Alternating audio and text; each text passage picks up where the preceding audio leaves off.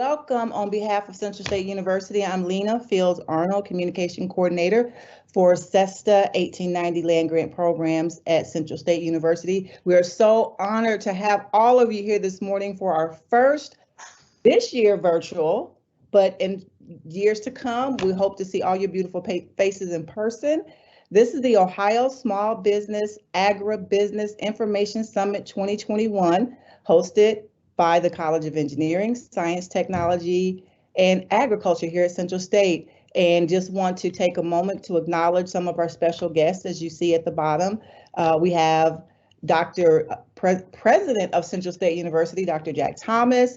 We have Dr. Michelle Corley, who is the Dean of CESTA and Director of 1890 Land Grant. We have Frank LaRose-Ohio Secretary of State, and the Honored Congresswoman Joyce Beatty will be joining us. So again, also want to take a moment to acknowledge all of you, business owners, small business owners, minority-owned, women-owned, whoever you are, thank you so much for being here today. And without further ado, I'd like to bring on Mr. Anthony Barwick, who is the organizer and facilitator of today's event. Thank you, Lena. Thank you, Lena, and good morning, everyone. On behalf of Dr. Jack Thomas, President of Central State University, Dr. Michelle Corley, Dean of CESTA and Director of our 1890 Land Grant Programs, and Dr. Siddhartha Dasgupta, Extension Associate Administrator, we at Central State University would like to welcome everyone to our inaugural Ohio Small and Agribusiness Information Summit. Thank you all for registering for this event. We have over 300 guests within Ohio and nationwide, which is just wonderful. As Lena said, I'm Anthony Barwick, coordinator for this event and program leader for our Community and Economic Development Unit, and I'm super excited about this summit. This summit has been a long time coming, and through the tireless efforts of our friends from the Ohio Governor DeWine's office, the Ohio Secretary of State's office, USDA's Rural Development, our Small Business Administration's office, the State of Ohio's Department of Development, and our Community and Economic Development professional staff, we can officially say we're here. So what exactly is the purpose of today's summit? Well, simply stated, it's about you, our Ohio small businesses, agribusinesses, women-owned, minority-owned, and veteran-owned businesses, and our Ohio farmers. What we have assembled for you today is information from our business, industry, and agriculture experts on the services and resources that they provide free of charge to assist you in sustaining and growing your farms and businesses. Due to COVID-19, the detrimental effects of our small businesses and farmers across the world, our nation and our neighborhoods have suffered tremendously. Thus, we felt it was important that we join forces as a united front to assist you in the best way we can. So obviously we're going to have a busy day today. So for the agenda, what we're going to start with is our executive greetings from our noteworthy executives who Lena already shared, who represent our university, our state and federal agencies, and our state and federal government leaders. And she, over the list that Lena already mentioned, I will also do introductions for them. Next, we'll have agency overviews from personnel within Ohio Secretary of State's office, USDA's Rural Development, SBA, the State of Ohio's Department of Development, and our 1890 Land Grant Program personnel, featuring our Associate Director, Dr. Dasgupta. Thereafter, we will have a great panel discussion facilitated by Ambrose Moses, who is our Extension Educator. And then finally, for our summit closure, we will be provided, this will be provided by our CSU alum and our Ohio Congresswoman Joyce Beatty. Whew. Okay, so that's a lot. So without further ado, ladies and gentlemen, and to kick off this morning's event, I'm proud to introduce to you Dr. Jack Thomas, President of Central State University. Thank you. Good morning. I'm Dr. Jack Thomas, the 9th President of Central State University. Welcome to the Central State University Ohio Small and Agri-Business Information Summit, hosted by the College of Engineering, Science, Technology, and Agriculture and 1890 Land Grant Programs, Community and Economic Development Unit. We are so excited to have Congresswoman Joyce Beatty and Ohio Secretary of State Frank LaRose, Sester and 1890 Land Grant Programs, Dr. Michelle Corley, and all the impactful speakers and presenters who are here with us today. The summit showcases the newest federal, state, and local resources available to agencies and organizations. It educates Ohio's small businesses, agribusinesses, women-owned, minority-owned, veteran-owned, and farmers, citizens on the many programs and services that are offered free of charge. The summit is to serve as an information platform to provide inform and assist our Ohio small and agribusiness of existing, revised, and new business and farming developments and financial assistance programs that our resource partners are promoting to better assist them with their entrepreneurial endeavors post-COVID. Let me close by sharing some exciting developments at Central State University surrounding our 1890 land grant activity. The 1890 land grant staff is moving forward with the development of the 1890 land grant demonstration farm across State Route 42, adjacent to the water tower. The demonstration farm will establish facilities, research plots, and demonstration areas for both land grant research and extension programs, and will bring citizens from all over Ohio to campus to view cutting-edge research activities taking place. Central State University researchers are working with farm operations experts and outside business entities to plant and harvest special corn varieties that show tremendous promise in the health and well-being of individuals with diabetes and other such health issues. In addition, we are the only university with a license from the Ohio Department of Agriculture to study the industrial uses of hemp in the state. This new demonstration farm will be the new home of food and natural products research. The theme of our new university strategic plan is reach higher, go farther, thrive. And we are indeed moving forward with momentum here at Central State University. Thank you so much for joining this summit today, and do have a great day. Thank you. Thank you, Dr. Thomas.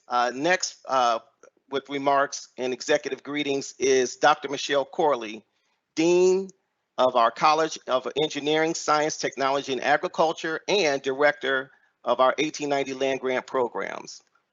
Without further ado, Dr. Michelle Corley. Good morning, everyone, and welcome. My name, as you've heard, is Michelle Corley. I am the new Dean of the College of Engineering, Science, Technology, and Agriculture, and also the Director of the 1890 Land Grant Programs at Central State University.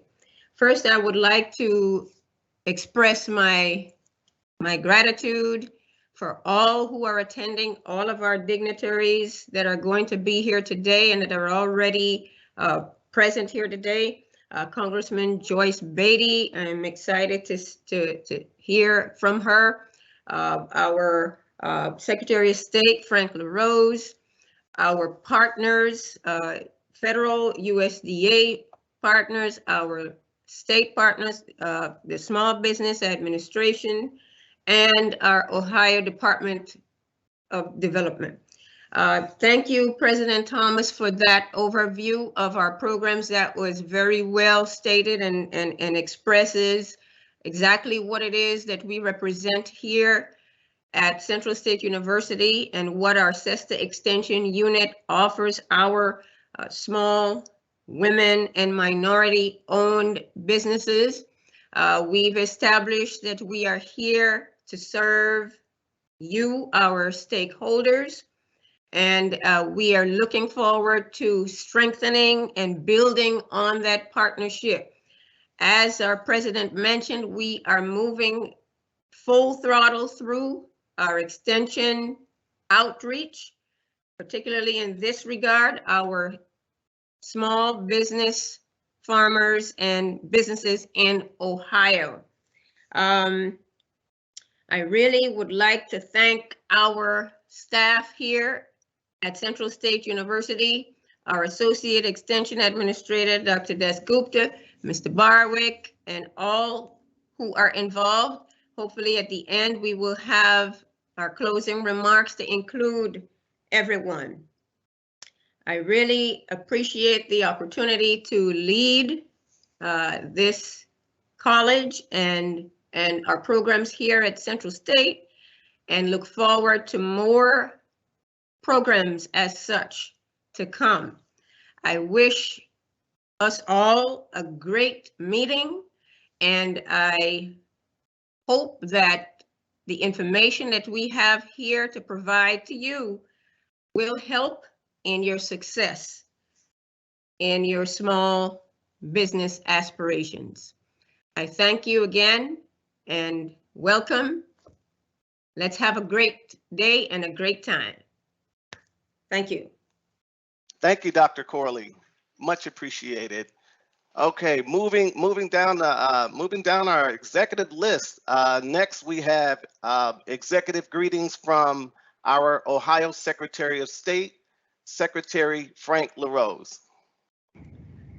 Well, hey, thank you so much. And thank you to Central State, first of all, for hosting this terrific conversation. This is so important that we have the chance to talk about not only the great work of agriculture, but crucially, the important work of entrepreneurship. And at the Ohio Secretary of State's office, we're the office in state government that really celebrates entrepreneurship, because all new businesses start here at the Ohio Secretary of State's office. And so let me start off with some really great news. Last year, we shattered the all-time record for new business formation in the state of Ohio. Last year alone, and think about this, in a time when it was really hard, really challenging. It's always hard to start a new business, but last year gave us some epic challenges. But Ohio's entrepreneurs stepped up. They did what they always do. They faced adversity with grit and determination and creativity, and they found ways to serve their customers and to grow wealth. Last year alone, 171,000 new businesses started that journey at the Ohio Secretary of State website to become a new business, and we celebrate that.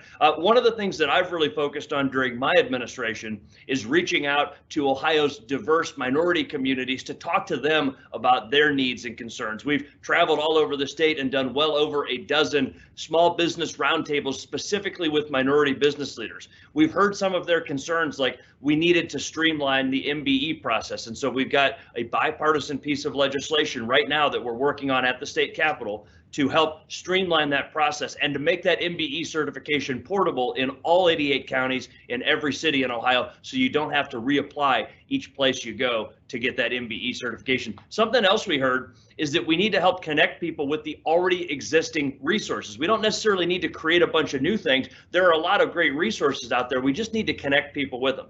And so we changed the way our website works. And so now when we give you your articles of incorporation, if you identify as a minority or a female business owner, we're going to give you a list of things that you can use to start your business right there. We call it the Ohio Business Resources page.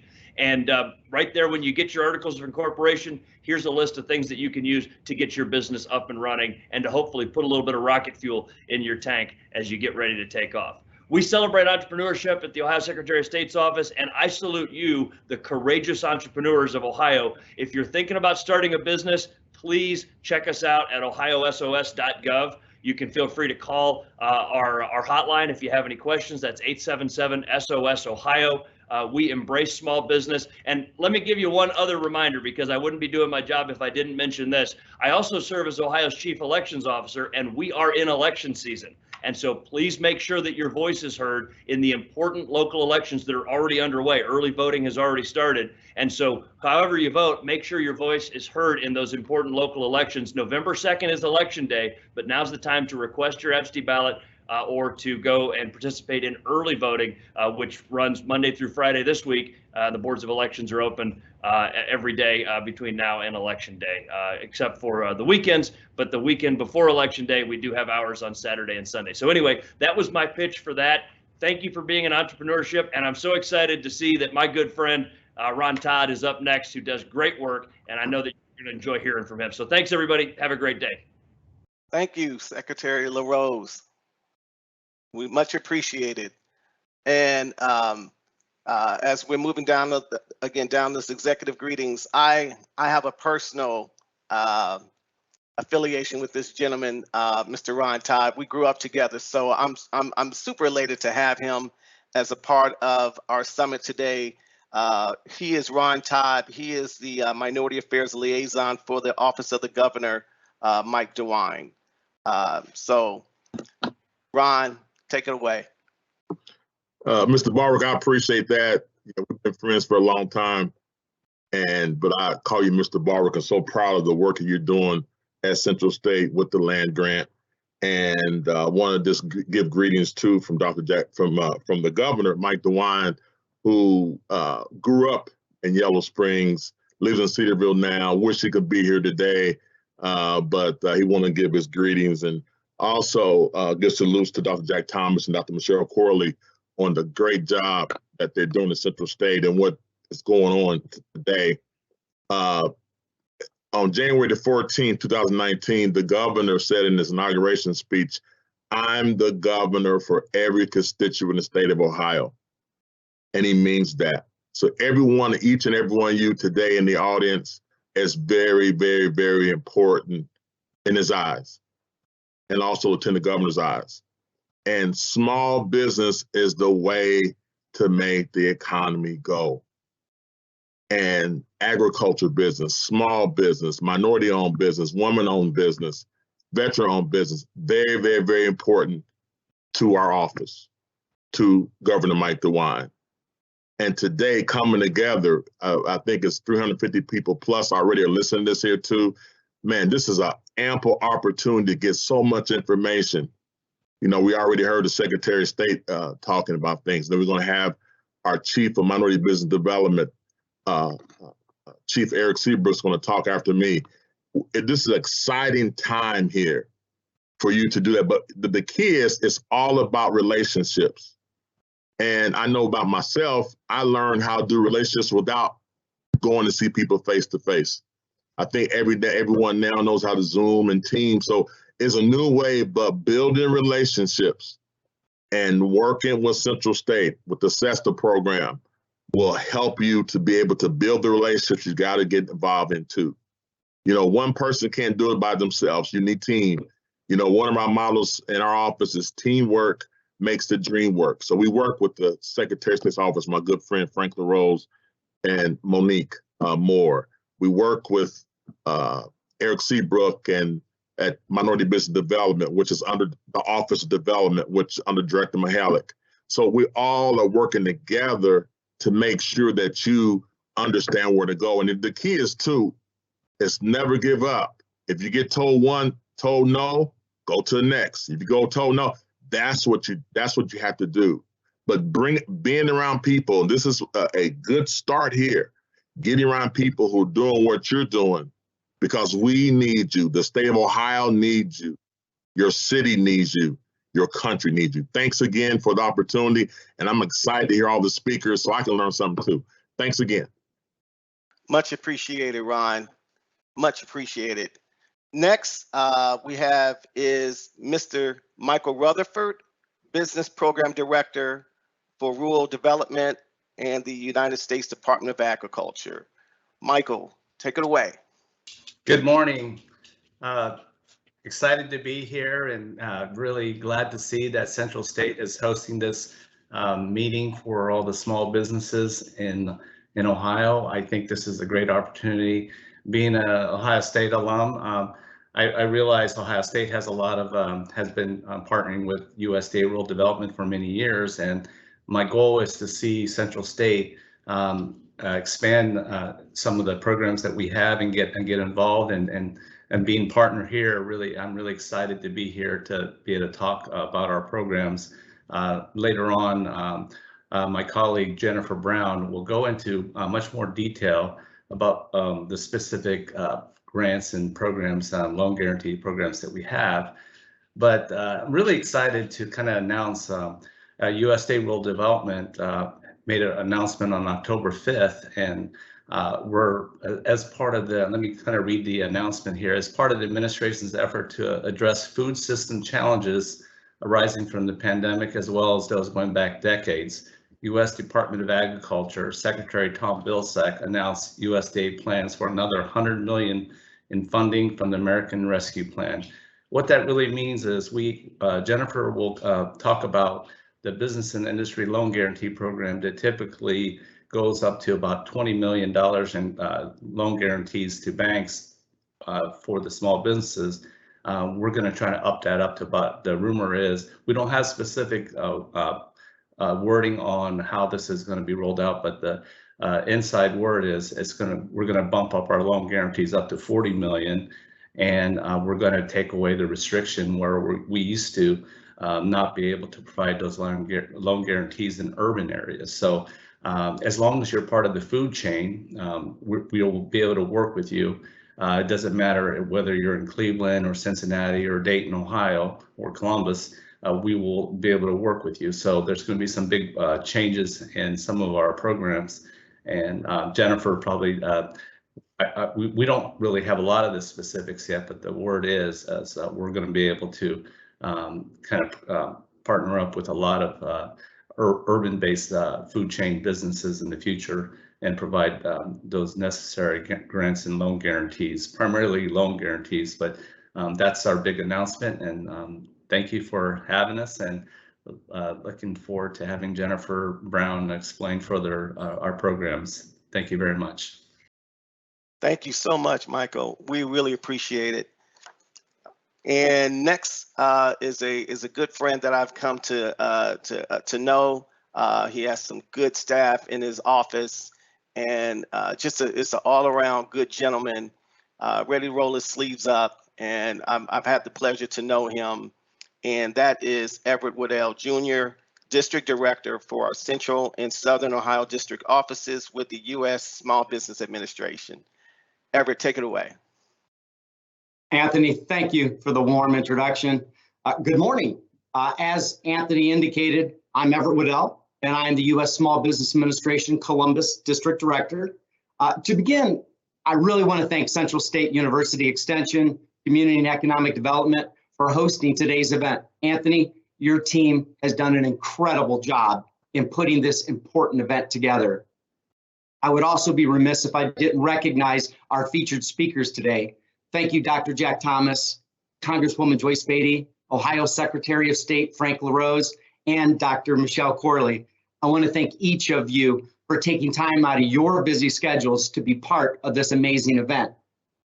We at the SBA are excited to have the opportunity to share our programs and services with the Ohio small businesses, agribusinesses, women-owned, minority-owned, veteran-owned, and farmers that are with us today.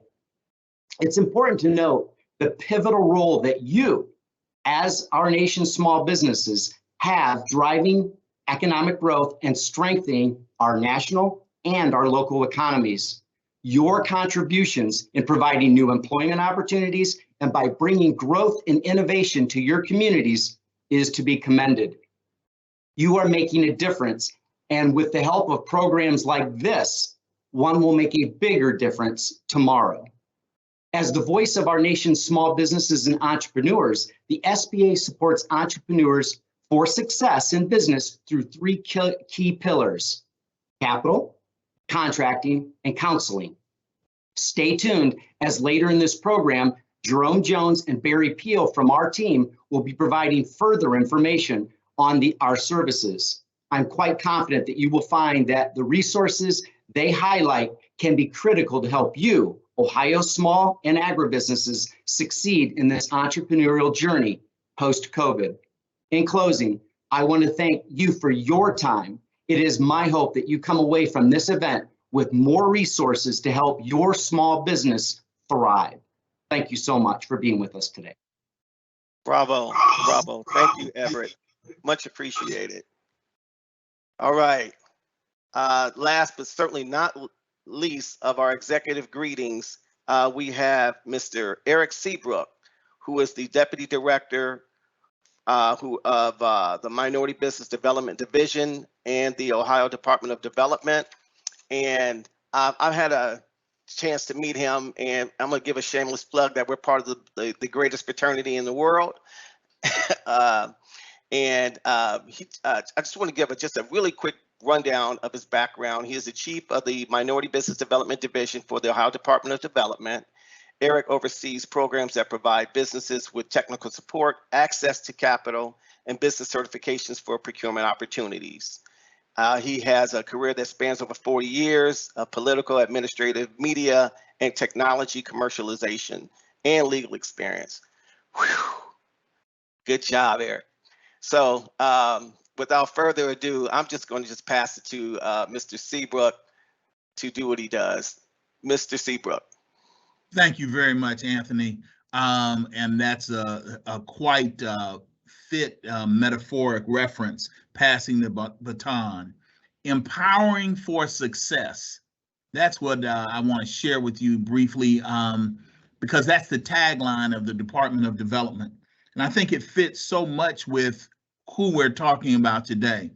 When you think about the land grant institutions of America, they have empowered businesses and communities and individuals in making a difference. What do we mean when we say empowerment? We mean giving people the capacity, in our case, giving businesses the capacity to help shape their own destiny. How are we doing that? We're doing that in a couple of different ways. We look at it in terms of technical assistance, one, which the gentleman from the SBA referenced in terms of counseling. But I refer to it as technical assistance, procurement assistance, and then access to capital. As folks say now, getting that bag or getting access to the cash. Most of all, we help people with the capacity to compete in the modern marketplace, both through know-how from that technical assistance and counseling, but also in capital to scale up and be able to compete, but also in procurement certification. That allows people to come into markets and establish themselves and to develop a background and a record largely through interaction with government. I could go into a lot of these things, but I would most of all like to talk about the fact that the state of Ohio, going back when you think about the history of land grant colleges and empowerment, the state of Ohio has also been a leader in our certification and procurement programs in empowering companies. And I love to talk about, I'll leave you on this note, the proof is in the pudding. And we really have to talk about success stories. And the one that I love to talk about because it so much reflects what we're here talking about is Glory Foods. Glory Foods is a company that established itself during its first 10 years through our procurement programs. They sold produce to the state of Ohio and established themselves as a business. In many ways, they were, in fact, an agribusiness because they were doing what we call farm to table long before it was appreciated. But particularly as an African-American owned, wholly owned company, they also leveraged their capacity. They empowered themselves by taking African-American traditional cuisine and presenting it in a new fashion and form, and allowed themselves to market across the country, to have Glory Foods on the shelves of grocery stores throughout the country in both frozen and canned foods. And what they did by doing that was also empower the farmers who were down line from them in terms of a new market to sell their product. They are the living example of what I think we can do through Central State, through the State of Ohio's Department of Development, is that we can empower people to use our procurement programs, to establish themselves, to use the know-how of technology, agribusiness related technology, because freezing soul food was a serious challenge. And not to mention that canning soul food was a challenge before that. So it very much flows, that company reflects the use of technology to move forward, to empower and move forward in business. And they became a multi-million-dollar business. That's the tangible goal, and that's a poster child of what we're looking to do. And we want to see more companies like that. And my belief is through the information we share today, we'll make that happen. Best wishes, and please suck up everything in this seminar from all of the speakers, and let's empower ourselves to make this a better world. Thanks for letting me participate. Thank you for your remarks, Mr. Seabrook. Again, I really appreciate you, and I know your staff very well, and we appreciate your leadership and what you're providing for us. So that is, for our viewers, that is our executive greeting session. I want to personally say thank you to each of our executives for taking the time and showing how you are committed to our small businesses and our farmers. And just your presence is paramount alone. So thank you, thank you, thank you from our committee, from me, much appreciated. So for our viewers, we hope that you're really learning so much from our leaders and what they have to say and what they really mean. And so next, we're going to transition over into our agency overviews, okay? This is the good work of the agencies that we've been working with, who are the boots on the ground per se. And during this session, when we do the agency overviews, they're going to give a more of an overview and a rundown of what they do. And so first, through this agency overview will be the Secretary of State's office, Ohio Secretary of State, and that will be my good friend, Allison DeSantis, who was also pivotal in getting this summit off the ground. So I'm going to give it to you, Allison. Take it away. Thank you so much. I appreciate it. I'm so glad to be here today and share with all of you. So I am going to try to share my screen right now and get my presentation up. Oh, okay, great. Nabil has it up for me. So I will have some technical difficulties. So I will go with that presentation. Thank you so much. So if you want to proceed to the next slide. So as Anthony said, my name is Allison DeSantis, and I am the Director of Business Services here with the Secretary of State's office. I'm so glad that Secretary LaRose was able to join us this morning and kick things off. He has so many great things to say about what our office is doing to help businesses, and I'm really glad to be a part of that team making this happen in Ohio. So to start, as the Secretary mentioned this morning, business formation starts with our office. And I like to kind of give a little explanation about, what we mean when we say that, because obviously anyone who has, been a part of starting a business or growing your existing business knows that there are so many different steps involved. I'm glad to be a part of this presentation today, where we will have, hear from these other organizations that can really help a small business start or grow their business. And so we know we're not the only place that you need to go to start your business, but we're definitely one of the first. So some of the things that we do, obviously the biggest piece that we do here in the Business Services Division for the Secretary of State is we're processing business filings. I have been with the office for 13 years now, and when I started with the office, that was kind of the main focus, is a lot of data entry. We were receiving paper filings for business entities, we were processing them and mailing out certificates. That role has really shifted, and it's thanks to the leadership of Secretary LaRose that our focus is more than just processing filings, but doing more outreach and help to the community to make sure that we're helping these businesses that file with us to get to the next step. So some of the other services that we offer, we have a client service center on the first floor of our building here in Columbus. And this has been, over the last year and a half now, one of the harder areas to manage, and we were able to open up again in June of 2020 and provide that over-the-counter service safely for our customers. So I have a really strong team that works in the client service center, working one-on-one with our customers who are coming in to drop off their business filings or to start other documents that we accept there, apostilles and notary commissions, all sorts of things that they're there to help with. So that's a great service for our customers.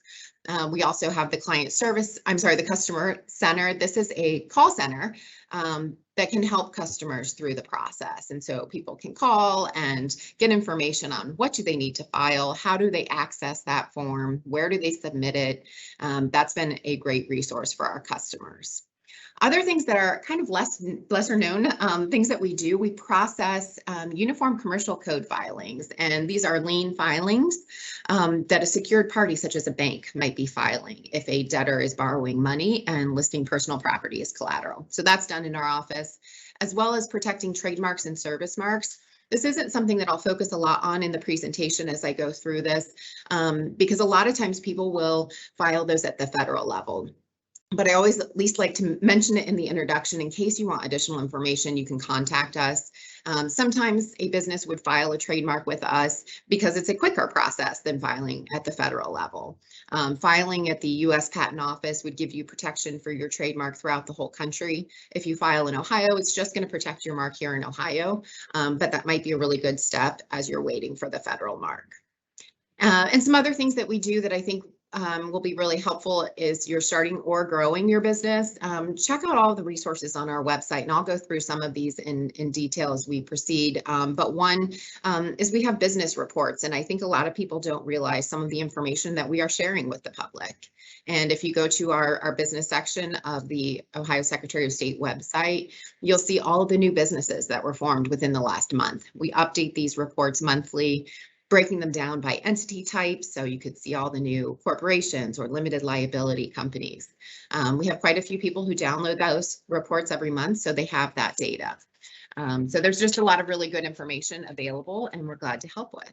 Do you want to proceed to the next slide?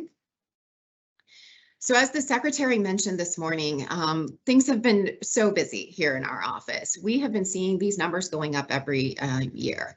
As far as new business filings being submitted, but also just overall business filings. And so people are making changes and growing their business. They're filing amendments to add, a new purpose clause. And it's been really exciting to be a part of this and to see how these numbers are increasing.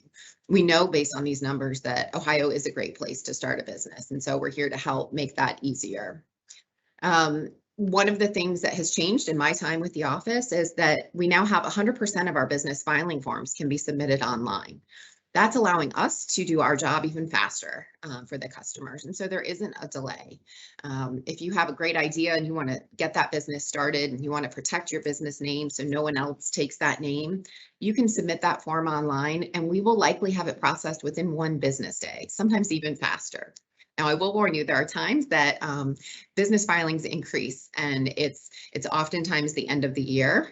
So December is a really high volume filing time, and so maybe that process takes a day or two. But the online process allows the customer to submit easier and allows us to process it a little bit faster. So despite all of these challenges that we all faced in 2020, we saw total new businesses were over 170,000. So it was great to see how many people in it, unfortunately might have been a situation where someone lost their job and so they wanted to start their own business. But to see that excitement and entrepreneurship was really great, and we're glad to be a part of it. So that was a 31% increase from the new business filings in 2019. We are already seeing in 2021, although it kind of looked like that number was plateauing at some point, we were about halfway through the year, we were already at 130,000 new business filings. So I ran the report yesterday just to see where we were so I could share it with you.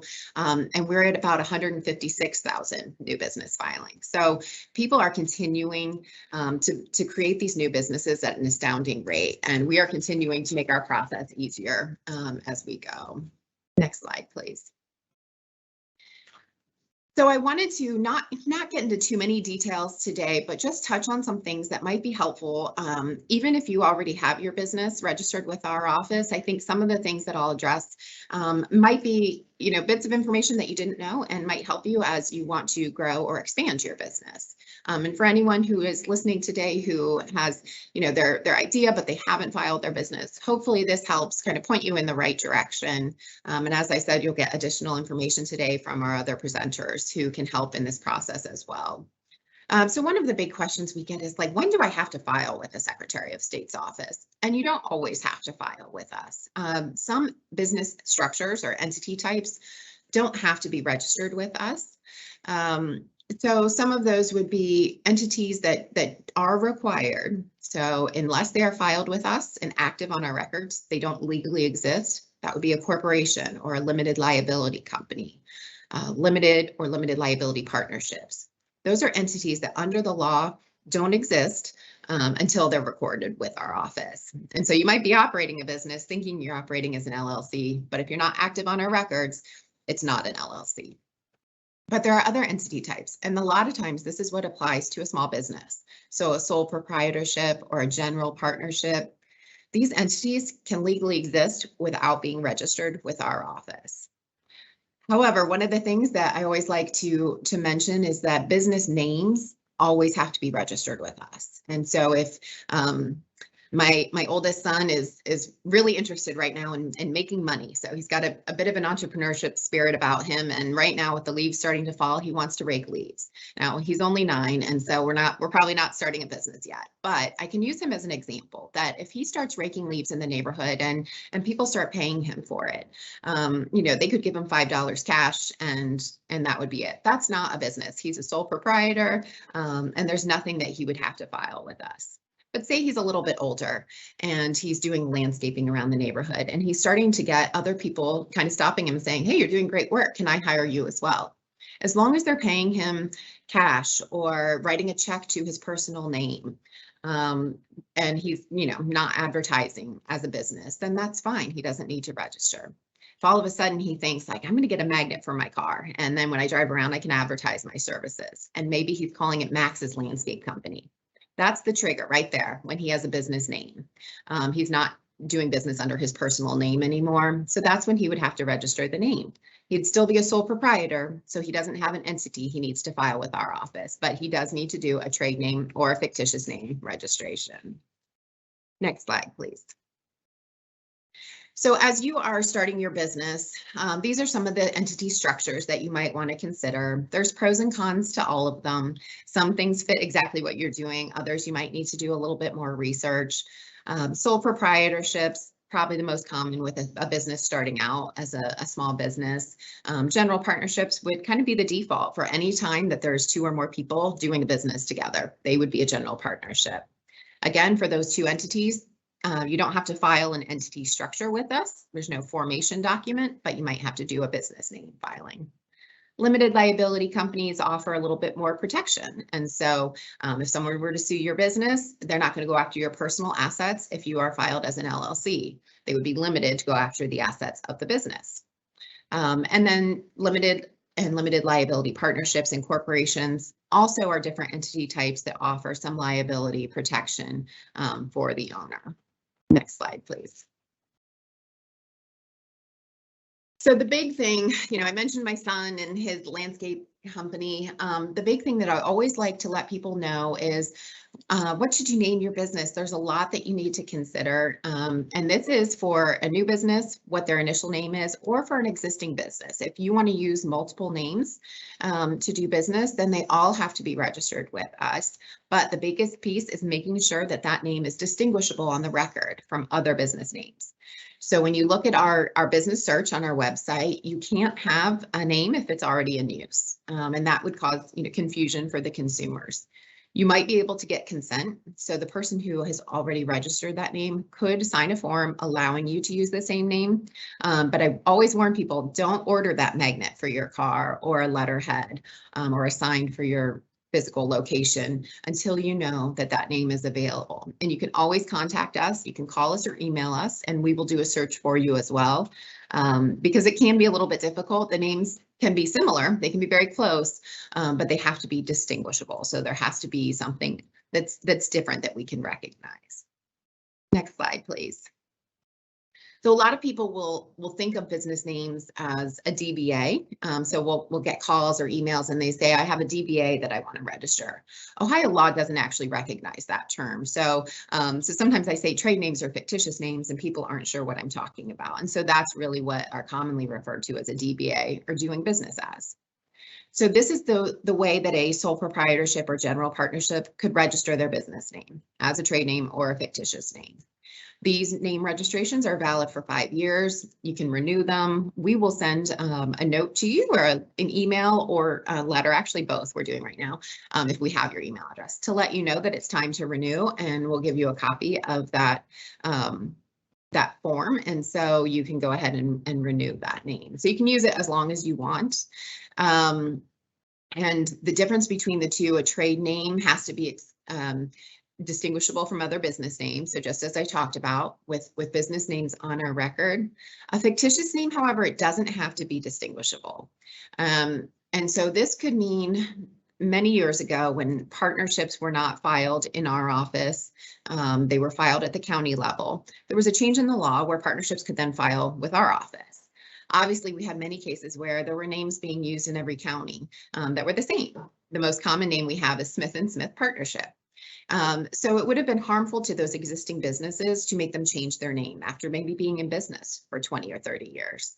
So they came up with this fictitious name where it allows a business to comply with the law that they're registering the use of that name on our records, but it doesn't have to be distinguishable from other business names.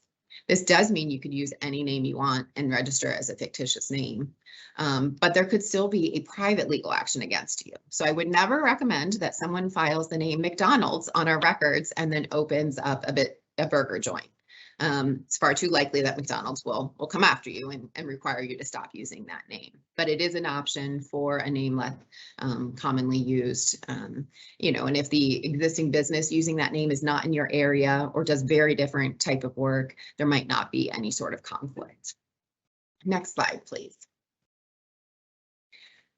So if you already have an existing business on our records, there are things you need to do to maintain this active status. Biggest thing is having an active statutory agent. The agent is the official contact person. This is the name and address our office will use if we need to reach out to the business. The law also requires this for a corporation or a limited liability company. So if you don't have a valid name and address for the contact person to your business, make sure you check that out and update that on our records. This is important. This is also a public name and address. So you always want to be careful if you don't want your home address to be associated with the business and on our business search, then you'd want to change this as well. Make sure you register all the variations of your business name. So if we had ABC Corporation was the name of your corporation on our records, but you just use ABC on your business sign, then ABC has to be registered as a trade name. One really important thing, you hear all the time about personal identity theft and monitoring your credit report. The same is true for our business record. So make sure that you're periodically checking our system, doing a business search and looking at your record, making sure that everything is accurate, up to date, and also that no one else has filed anything on your business record. And then finally, making sure there are, all of your required filings are being submitted. For some entity types, we don't have any annual reports, unlike a lot of other states, but some entities like a professional association, they have to file a biennial report, or a nonprofit has to file a document at least every 5 years. If they don't have any required filings, they could file a certificate of continued existence just to say that they remain active in the state. And then amendments. If your business name has changed or your purpose clause has changed, you can file an amendment with our office. Next slide, please. So I mentioned the identity theft. Business identity theft is a really important topic to consider, and it's something that we have seen being an increasing issue. And especially in 2020, we saw some increase of business identity theft. Dun & Bradstreet that monitors businesses and has reports on them reported a 100% increase of business identity theft in 2019 and a 258% increase of crime in 2020. So our office is taking action and we're doing everything we can to help protect businesses. If you file a document online, you're automatically enrolled in this e-notification system, which means we will email you every time a record is submitted on your business entity. So you'll know if someone is trying to change a record or update your entity or even file a dissolution. So it's really important, if you have not done a recent filing, that you go to our website and sign up for this service. As many people as you want can sign up for it, so you can have a few different people from your business monitoring the record and making sure that you know if something has changed.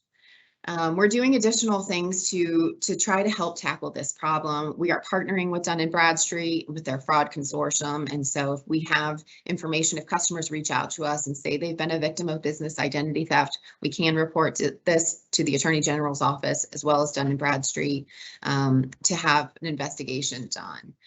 So it's really important that you keep us informed if there's any problem with your business record, and sometimes we can tell if that appears to be identity theft, and sometimes it's just a mistake and we can help correct it.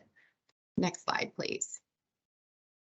So Secretary LaRose touched on this program this morning, and this is something that was really important to him when he first took office, that he wanted to do more than just file these business records, but connect our customers to additional resources.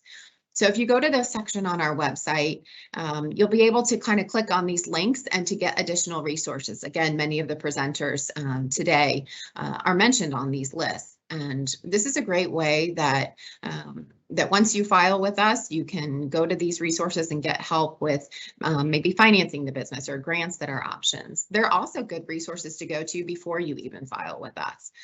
So to contact them to come up with a business plan and additional resources for starting. So I definitely recommend that you check this out. Next slide, please. This is a screenshot of the business section of our website, and I just briefly wanted to kind of mention this, that there are so many resources and information available on our website to help you. The first button at the kind of top left is to file online. So that will connect you to ohiobusinesscentral.gov, which is our online portal where you can submit any business filing. Another important one is the business search, where you can check your record and look it up and just make sure everything's accurate.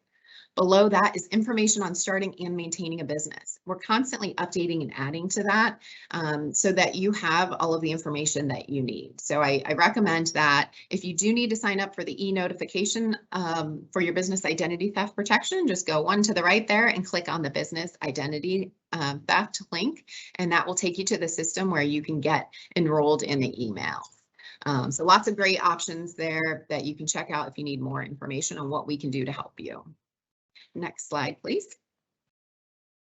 So we are so lucky, and Anthony has mentioned Monique Moore in the middle of this picture here. We are lucky that we have more than just my staff here processing business filings, but we have a great team that is going out around the whole state into the community to assist you. And so I want to introduce today Monique Moore. We want to proceed to the next screen, and she can tell you all about her team. Thank you. Thank you, Director DeSantis. I appreciate that introduction, and I am the Director of Community Engagement and Initiatives for the Secretary of State's office. So I manage the Outreach Division, and you see here we have Henry Curtis as a Minority Affairs Coordinator and my Military and Veterans Outreach Coordinator, Aaron Locker. Within my division, we have Minority Outreach and Veteran Outreach. We are the boots on the ground for the entire state of Ohio. So please refer to my team's directory on your screen. We are here to serve you. Our information is also in your virtual folder as you received when you registered for this event. Feel free to reach out to us for any support. No question is too big or too small. Just to share a few quick overviews of our outreach. I mentioned that I also manage the Diversity Empowerment Council. The Diversity Empowerment Council was created to support the Secretary as a bridge between the Secretary of State's office and diverse communities throughout the state. So if you would like to learn more about our DEC Council, feel free to check out our website. Mentioned earlier, the Secretary said that we do listening sessions and roundtables across the state. So we have one sector which we work with the pastors across the state. Ohio Secretary strengthened through partnership pastor roundtables. We host those in every region of the state, pulling together community leaders so that we can understand the various barriers across the regions of the state of Ohio, as well as minority business roundtables, which is called the Statewide Boosting Opportunities for Minority Business Owner Roundtables.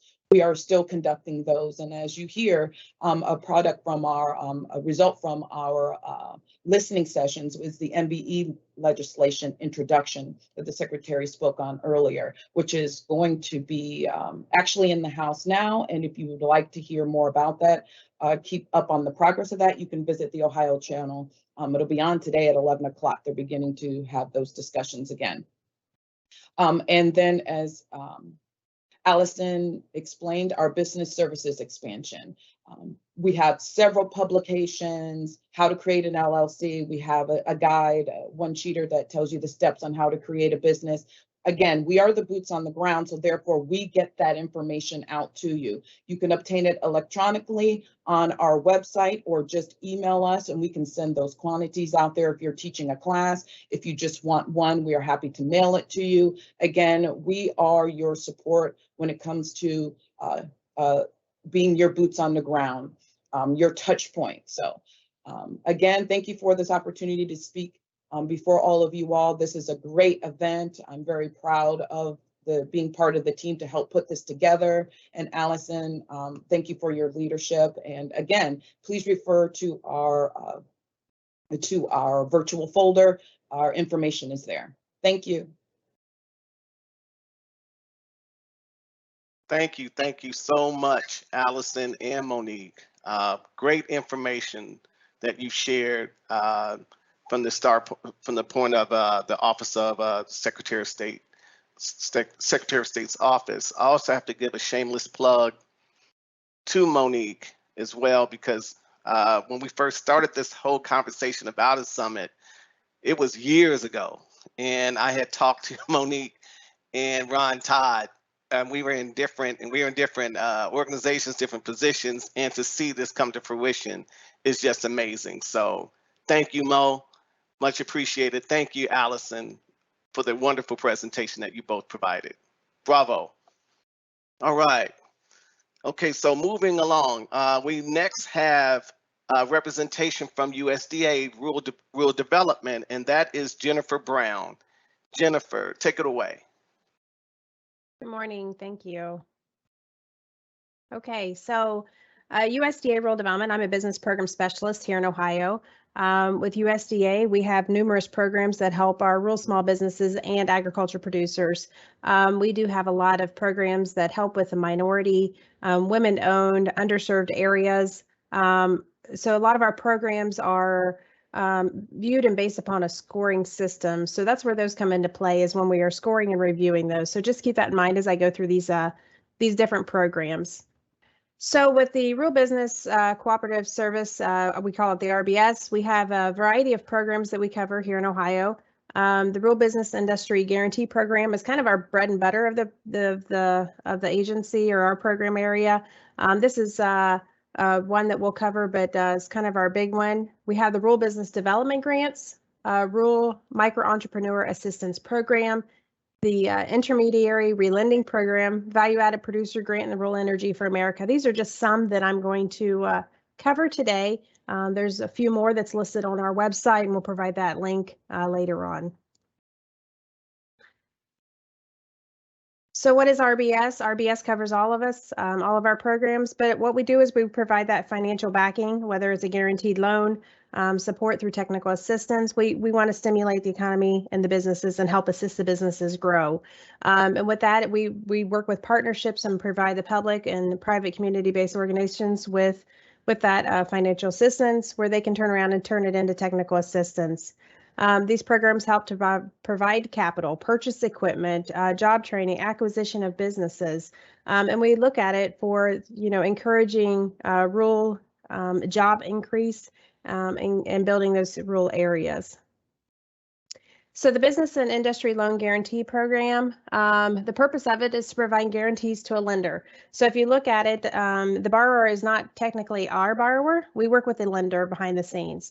So the lender has someone that they're wanting to work with, provide a loan to, but maybe they're not quite comfortable with it. It's outside their normal scope. They would come to us for that protection, for that guarantee. So what it does was we provide a guarantee to the lender. We encourage them to extend that credit to the business. In return, that guarantee protects them should they default or have unforeseen circumstances. What we hope that it does is they can still provide those good rates and terms with the customer by reducing that loan risk too, and increasing the profits for the bank. They can turn over and sell the guarantee portion into the secondary market. What can they do with the loan guarantee? They can purchase real estate. They can refinance machinery and equipment. We have seen hotels and motels in the past, term working capital. So there's a wide variety of what we can actually do with these programs. So applicant eligibility, they can be sole proprietors, they can be co-ops, they can be corporations, they can be LLCs. We can do for-profits or not-for-profit business. They can include a wide variety of the type of business, so machinery or manufacturing, wholesale, retail. They have to provide employment and improve the economic growth or climate for their area. With rural development, ours is limited to a 50,000 and less population, so it has to be located in a rural area, with the exception of some of the newer programs, as the program director Michael was referring to earlier, about the locations of the food initiatives that's being rolled out now. So those can be located, as he mentioned, downtown Cleveland, Columbus, Cincinnati, but the majority of ours are a cutoff of 50,000 and less. So with the guaranteed limits, we don't normally see much about 400,000 or less. We have a great working relationship with the SBA that we kind of work through different loan opportunities. If it's something that doesn't quite fit our portfolio, we touch base with them and make sure that we're having that conversation because we want what's best for that customer. We can do loans up to $5 million with an up to an 80% guarantee. And as they increase in their loan amount, that guarantee fee could be reduced. Our average loans here in Ohio is about $3 million. They do have a one-time fee of 3% and a 0.5% renewal fees. Recently, our regulations have changed, so those fees can be changed from year to year and will be released in a Federal Register with any changes in those. So loan terms, our hope is with this guarantee that it provides that protection to the bank where they're a little bit more comfortable in maybe extending those loan terms, where they wouldn't normally do so. So with real estate, we can go out to 30 years, machinery and equipment, 15 years, or useful life, depending on what it is. Term working capital, 7 years. And we can do some blended terms. So if there's some blended loans of, real estate, machinery, equipment, and working capital, we can kind of use those to develop those loan terms. Interest rates. The interest rates, we don't, they can't be overcharging. They have to be typical within a commercial loan. They have to be variable rates. Variable rates are accepted. They have to be tied to some, type of Wall Street Journal, Prime, LIBOR, Treasury. They have to be tied to something. So it has to make sense for them and for us. The variable rate may be adjusted, but can't be more than quarterly. So going back to the benefits, why should they do this? The lender, it increases their confidence with the banking regulators. It improves their loan portfolio overall and their rate of return and the profits, makes them more competitive. With the borrower, it provides that longer loan term, so that cash flow, it better helps their wallet in the end with that better rate. And we hope that it ensures a successful project overall and letting them move forward. So a couple of the examples we have here, this is one we did here in Ohio. It was a company that produced high pressure gas valves and vessels along with a natural gas valve. I believe this was in Eastern Ohio. They purchased equipment and expanded production. We refinanced part of it in the borrower contribution. So they had a 10-year term. 60 jobs were created and 49 saved. And that's, we like to see those saved and created on our loans. Here's a food preparation business. It was a startup facility that did the mashed potatoes, the refrigerated side of dishes. So the funds were used for real estate and machinery and equipment and working capital. The project was completed with the SBA, so we would do work together on a few projects. And then the total was $24 million with a 7-year term. It created 43 jobs. The company eventually sold out to Bob Evans. So the microwavable mashed potatoes, that's part of this. So it's great to see them grow and to be able to do that. So the Rural Business Development Grant. This is a grant that is designed for competitive here in Ohio and actually in every state to support and help with targeted technical assistance and training and other activities. Our hope is this helps the rural areas build employment, build businesses, and there's different ways that they can apply for these. It offers a lot. So they can apply for either this one, the enterprise grant. This is where they can do the training, technical assistance, capitalization of revolving loan funds is kind of a big one we normally see. And that allows for startups, gap financing. It just gives a lot of opportunity for these rural areas. So besides the enterprise grant, they can also apply for the opportunity grant. This is for community economic development, technical-based development to help write feasibility studies or business plans for the borrowers, rural business incubators. So there's a lot of opportunities with the Rural Business Development Grant, and these are eligible to rural communities, state agencies, nonprofits, public institution of higher education. But what they can do with them, is they can develop that revolving loan fund for that rural area. So when a business comes to them and they're kind of short to start their business or to increase, we can work with a local bank, or they can work with that revolving loan fund to help get it off the ground or to help with their expansion. We have the Intermediary Relending program. This is kind of similar to the Rural Business Development Grant, except this just focuses its full attention on a revolving loan fund. So what we do is we provide a low interest loan to local intermediaries, and they in return relend that to rural businesses that are eligible to help spark that rural job opportunities and business development. The applications we look at year round, they're competitive on a national level, but we accept them here in Ohio.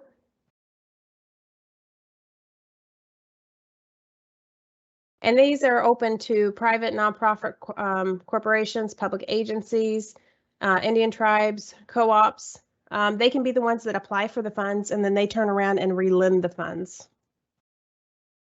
So the rates for the intermediary to come to us, that's over a 30-year at 1%, and the first 3 years are interest only to help them get off the ground and get those funds out the door.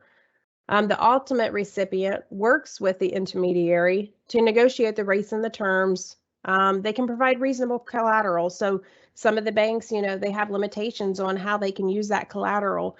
Sometimes with these intermediaries, they can kind of be a little bit more creative in working with the borrower to help protect that loan. So the intermediary develops a work plan and criteria. So it tells us like what the area they're going to serve, what type of businesses, maximum loan terms. It just gives us kind of a scope of work of what they're going to do. And then so that's where they have to work within that work plan with the ultimate recipient. But as long as they keep it on a broad base, it's been a great program to help rural businesses. So for intermediaries applying for the loan, they can up to $2 million for the first round. So they come to us with an application first round, they can get up to $2 million. And then if they come back again in a few years, they're doing well and they need more money to relend, then they can go and request another $1 million additional after. The ultimate recipient, so the bank or the businesses, the maximum that they can receive through these is $250,000, and 75% of the total cost to the ultimate recipient project for which a loan is made or less. So it depends on, again, go back to that scope of work, that work plan for the maximum loan, what type of loan, collateral and everything that kind of puts their limitations on what they can and can't do, but they can go up to $250,000 loan. And then the Rural Micro Entrepreneur Assistance Program is kind of the next step up from the one we just discussed, the intermediary relending. And what this one does, it provides loan and grants to microenterprise development organizations to support the development and ongoing success. So these are loans that we lend out, again, similar to the last one. Then they turn it into a revolving loan fund to help build those businesses and create and save jobs.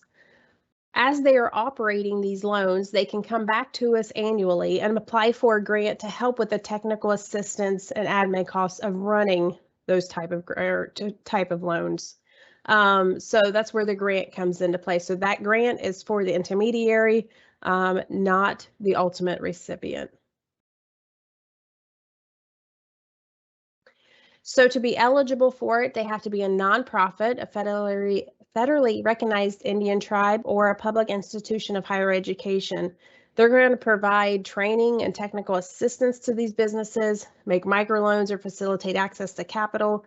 And they have to have demonstrated record of delivering or effective plan to develop the program to deliver such services. So they have to have, this is kind of a graduation step. We started with the Rural Business Development Grant. They might have started a revolving loan fund there. They've done well, but there's some limitations on the maximum availability. So they keep moving up kind of each program step to provide more opportunity to help these businesses. Here in Ohio, we have two great groups that are providing this kind of assistance. One is located in Columbus, ECDI, and the other one is located in Pike County Community Action. So each of those have a revolving loan fund that they help with the local businesses and developing job creation. So what the benefits are for this RMAP program, they established those revolving loan funds to help finance the businesses. Again, these are for rural areas, so these aren't really big businesses, but they're the businesses that need this assistance, whether it's the gap financing or finding that capital to do maybe the next level work for their business. The ultimate recipient can be funded as 75% level. So the 75%, can be the loan. They have to have some kind of skin in the game with the 25%. And that might be where the gap financing or, participation comes with leveraging loans. They can fund technical assistance and administrative costs. And the grants awarded annually, I said that again, is kind of for that technical assistance, administrative costs, helping to release these loans into the local community. So the RMAP rate in terms for the intermediary, the ones that is our borrower, that maximum is 20-year loan term at a 2% initial rate and then a 1% on any subsequent loans after 5 years of success. The maximum loan amount for this one is an increase, so $500,000 a maximum loan and $50,000 maximum on subsequent loans.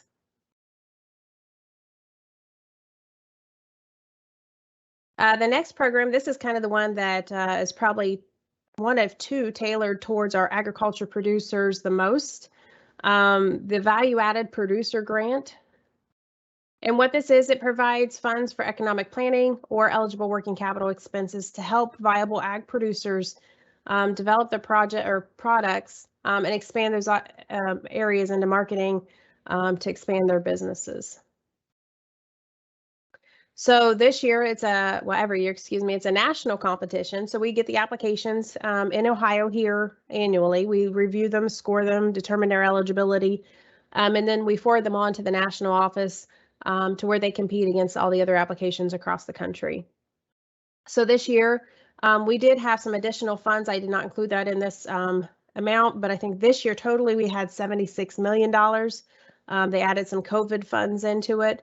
But with the regular funds from the appropriations, we had 41 million across the country. That did include some carryover funds from last year. But the maximum award amounts, this is where, so planning, we'll kind of go into detail in a minute, but planning, they can apply for maximum of $75,000 grant, or if they're doing a working capital, they can apply for $250,000. The big thing with this is we do have a matching requirement, so 1 for 1, $1 spent, $1 get back. And these grant periods can go up to 36 months. Unfortunately, we can't go past that 36 months. And the good thing about this one is there is no rural eligibility requirement. So if we have a greenhouse or ag producer, you know, with a greenhouse or something in downtown Dayton, then we're able to work with that producer with this grant program. So the applicant eligibility, all applicants must meet the definition of an ag producer. And what is that definition? It's an individual or entity that produces agriculture commodity through participation in the day-to-day labor, management, and field operations. The product eligibility, so there's different ways that you can apply for this grant, but they have to use one of the following methodologies to apply.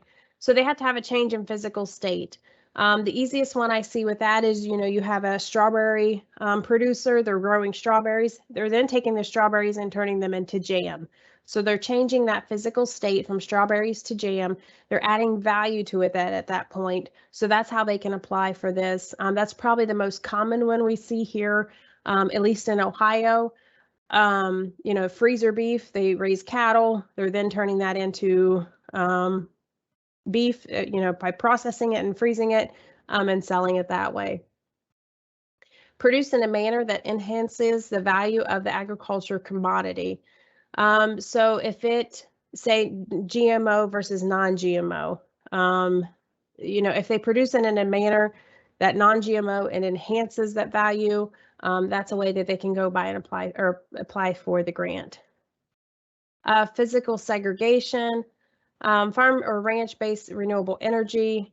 Those are two that we don't normally see here in Ohio, but locally produced agriculture product. So if you have a product that's locally produced, say you're providing to local restaurants and stuff within 400 miles of your farm operation, that would be where you could apply as locally produced agriculture product.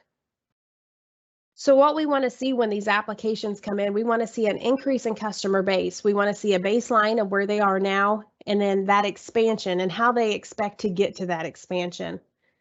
We want to see the greater portion of the revenue from the value-added process return back to the producer. So, you know, as they're increasing their customer base and their revenues, we want to see that turn back into the operation and continue to help grow and expand their product. And another big one that we have here, the Rural Energy for America program. This is again for our agriculture producers and rural small businesses. What REAP is designed to do is to help agriculture producers or the rural small business reduce their energy costs and consumption. Unfortunately, this is not for residential use. I know some of the farm operations, as our own, are tied into one metering. We can look at those projects, but the residential portion has to be excluded from the program. So we can look at two different ways of providing a grant, and that's the renewable energy system or the energy efficiency improvement. The rural renewable energy projects, those can be biomass, biofuel boilers, anaerobic digesters. I think we've done 10 of those across Ohio. Geothermal.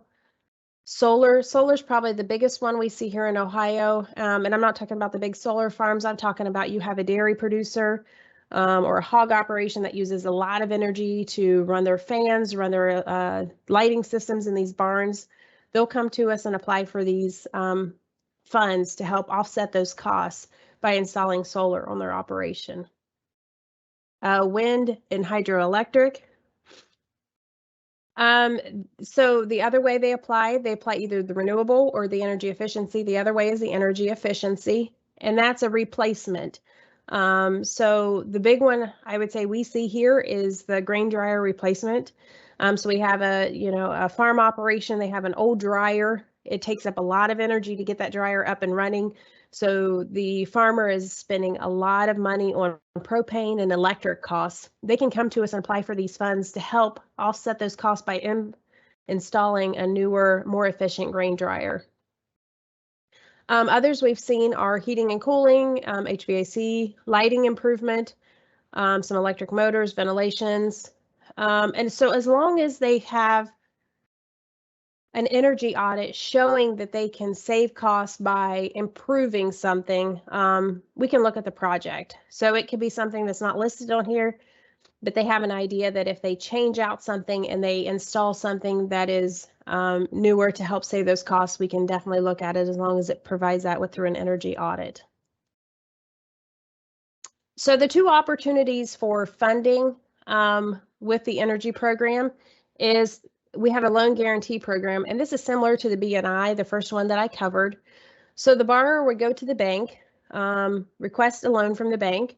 The bank may not be as comfortable, lending money out for solar or, for an anaerobic digester, something kind of out of their scope, out of their norm. So then we would hope they would turn to us and apply for that loan guarantee. And what that is just that protection. It allows them to go ahead and extend that credit. But should something happen and unfortunately a default, they are protected up to an 85% on that loan. These are a lot lower in fees. It's only a 1% guarantee fee up front and a 0.25% annual renewal fee. We do look at them as a combination. I'll go over the grant here in a minute, but we can do a loan grant combination. Our total participation cannot exceed 75% of the total project costs. So we can do 25% grant, 50% loan guarantee, and then the borrower is going to have to come in with a contribution of the remaining 25%. The available funding annually is $150 million. That's across the country. These are looked at here in Ohio and then scored and sent on to the national office for funding. Again, this kind of goes back to what the benefits are. They're similar to what the BNI loan is, reduce the bank's risk, increase or improve their portfolio, make them more competitive, especially if it's a bank. I said that, a lot of banks may not be comfortable with extending this type of credit for solar. This would let them be more competitive in this area, and the customers, allows them to go ahead and move forward with that project with good rates, good terms. It helps improve their cash flow with those longer rates. And we want to see that successful project in the end. Now with the grant program, they can apply for a grant alone. It cannot exceed 25% of the total project costs. So say we have a solar project, it's $100,000. The maximum grant they can apply for is $25,000. And then they would have to come up with that additional $75,000 for the total project costs. So if they're coming for a renewable energy, say they're coming in for solar, anaerobic digester, wind turbine, something like that, they can apply for up to a $500,000 grant. If it's energy efficiency, the maximum is $250,000. We do have a few minimums, so we can't go under those. And this grant is taxable, so you will receive a 1099 at the end of the year for tax purposes. So we just have a couple examples here of things that we have done in the past. We had a biomass fired hot water. This was pretty much an $18 million project with some investment of BNI funds and REAP funds. The lender would use the guarantee program to maintain the lending limits. All banks have to stay within lending limits. And the guarantee allowed the lender to continue to finance the project for the company and provide that line of credit for operational purposes. So this was a great project for marketing for the wood chips for biomass. Here is another biomass project we did. Looks like we've worked with them twice in 2009 and 2014. It was a win-win situation provide benefits to the lender, the borrower. It helped improve the local community through additional job creation, renewable production. Key risk was mitigation, improved borrowers' rates, and maintaining the legal lending limits of the bank.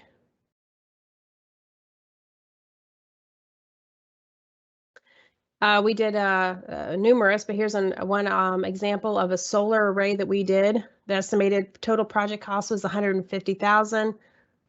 You know, there are some tax credits and stuff they can look into. That's kind of beyond us, so they have to do that on their own. But there was 30%. They did a loan guarantee for $105,000 for 15 years. Their energy generated was 78 kilowatts hours a year, which was $9,700 total and $812 a month. It didn't account for depreciation, so it improves on the return on investment. But these are great opportunities for local businesses and agriculture producers to help reduce their energy costs over time. So here in Ohio, we're structured. We have 4 area offices and then the Columbus State office. We have 7 specialists located across Ohio, along with our program director, Michael Rutherford. I'm located in Southwest Ohio out of the Hillsborough office. Again, we appreciate the opportunity. We appreciate Central State University and what they have done for us and providing us the opportunity to share our programs and collaborating with all these other great agencies. So I'll stick around for questions, but I just appreciate this opportunity to present to you today. Thank you. Thank you, Jennifer. We appreciate all of the detailed information that you provided. And also would like to thank again Mr. Rutherford for his remarks. And we look forward to working with you with our extension offices. So I'm looking forward to connecting with you as well as with our other USDA offering service offices, which include FSA, NRCS, and the like. So thank you again. All right. Okay, moving right along. Next we have is Jerome Jones, who is the lender relations specialist for the United States Small Business Administration. Jerome, take it away. Yes, thank you, Anthony. I'm going to go over SBA programs, services, and resource partners. So what does the SBA do? We help you start, grow, expand, and recover. And I'll go over the many ways in which the SBA can assist your small business in doing that. First, by increasing your confidence and your business smarts. Now, how do we go about doing that? So we help you access the right tools at the right time. And what that means is we will help you through the many stages of your business development, from startup and growth, expansion, and then on the back end, when you are ready to hopefully sell that business for much more money than you started with, we have ways to assist you in that as well. So, and we do this primarily by our resource partners. So how do we help you build your business smarts? We have a couple of ways that we do that. One is by SCORE, and I'll go over SCORE a little bit more later, which is the Service Corps of Retired Executives. We also do it through the Small Business Development Centers, of which we have about 15 in Ohio, about 20 in Ohio, and I'll go over those a little bit later too. They also help your small business gain the confidence to move forward. And we are also, the SBA is a cabinet level position in Washington. So the SBA administrator reports directly to the president. So we're your small business advocate on a grand scale. So I'm going to go over our resource partner network first. And again, they help your business with support, advice, and guidance. We have over 1,400 partner offices nationwide. And you can find those offices at sba.gov/local assistance. Now, which resource partner is right for you? First, SCORE. Again, SCORE is the Service Corps of Retired Executives. It's the nation's largest network of volunteer expert business mentors. So when you're looking, think of SCORE as kind of your one-on-one business mentor support. So they try to team you up with whatever service you need. So if you need help with your financials and financial planning, they connect you with a SCORE mentor who has expertise in that area. If it's marketing, they try to team you up with a SCORE mentor who has expertise in that area. The local office is located in our office in downtown Columbus, but again, there are 15 locations in Ohio altogether. And the Small Business Development Center, SBDC network, this is a very underutilized resource. Having worked there myself for about 4 years, I never did a presentation where most of the room hadn't really heard of the Small Business Development Center or hadn't utilized the services that they provide. SBDCs can help you, particularly when you're starting your business. They have a number of programs and services for aspiring entrepreneurs and entrepreneurs who are young, just getting started, or moving from the stage of a sole proprietorship or something that you were doing on the side as kind of a hobby, and you're realizing that maybe this is more of a business. Maybe this is something that I can take to the next level. SBDCs can help you with that. They have classes. Most of these classes are free or at a very low cost, $20 or so, if not just totally free. They can help you with marketing, social media help, financial planning, business planning. Now, they won't do the business plan for you, and they shouldn't for many reasons, but they help you with your business plan. They provide guidance and assistance in many classes. So definitely utilize that network. It's our resource partner. The SBA funds half of their operation, and the state of Ohio funds the other half of their operation. So utilize that resource because it's free and we're paying for it. So definitely utilize that resource. I have 3 of the ones located in Ohio, but again, there are about 20 located throughout the state of Ohio. And the Women's Business Centers, again, it's a great resource. These resources are, if not free, very, very low cost.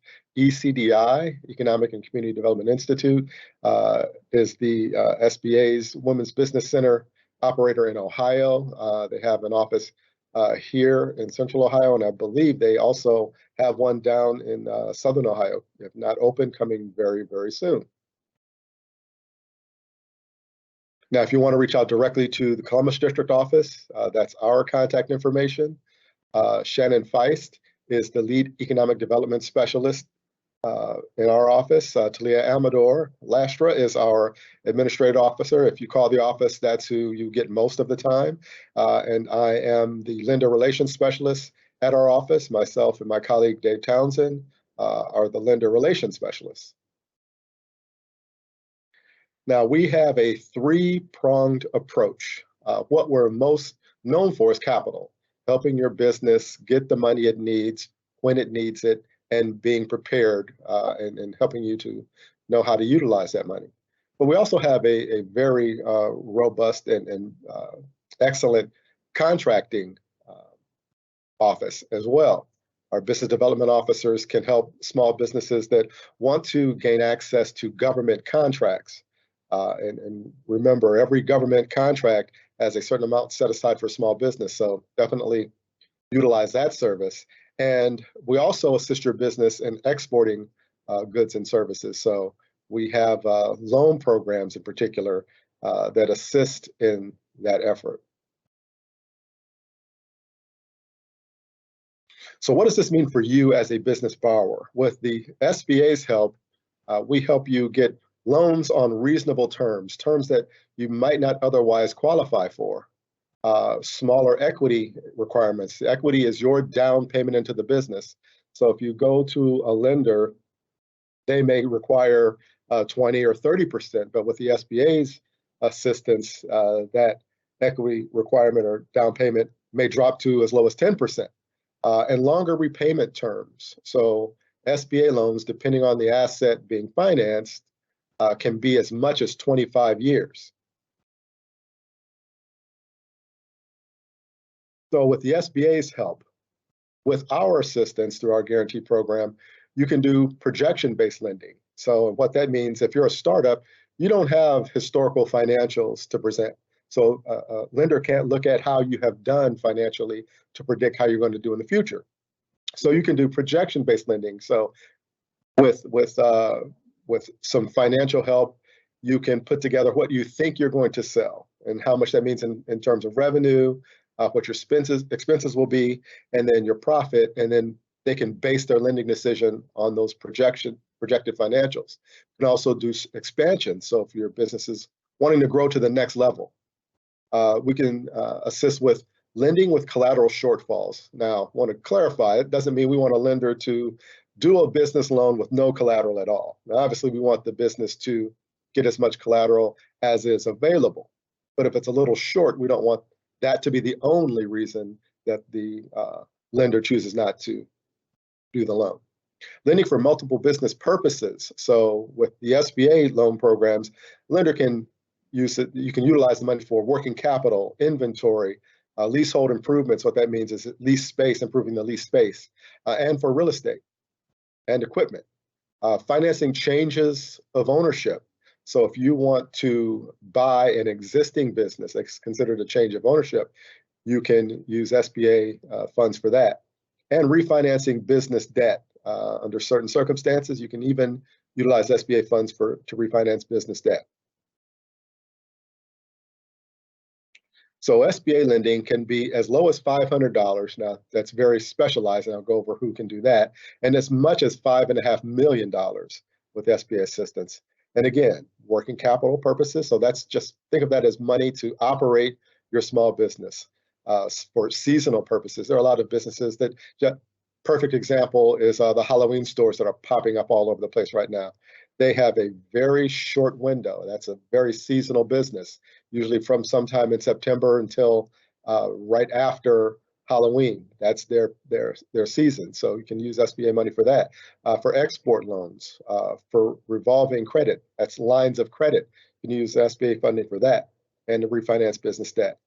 You can also use it for furniture, real estate, machinery, equipment, construction, and remodeling of an existing business.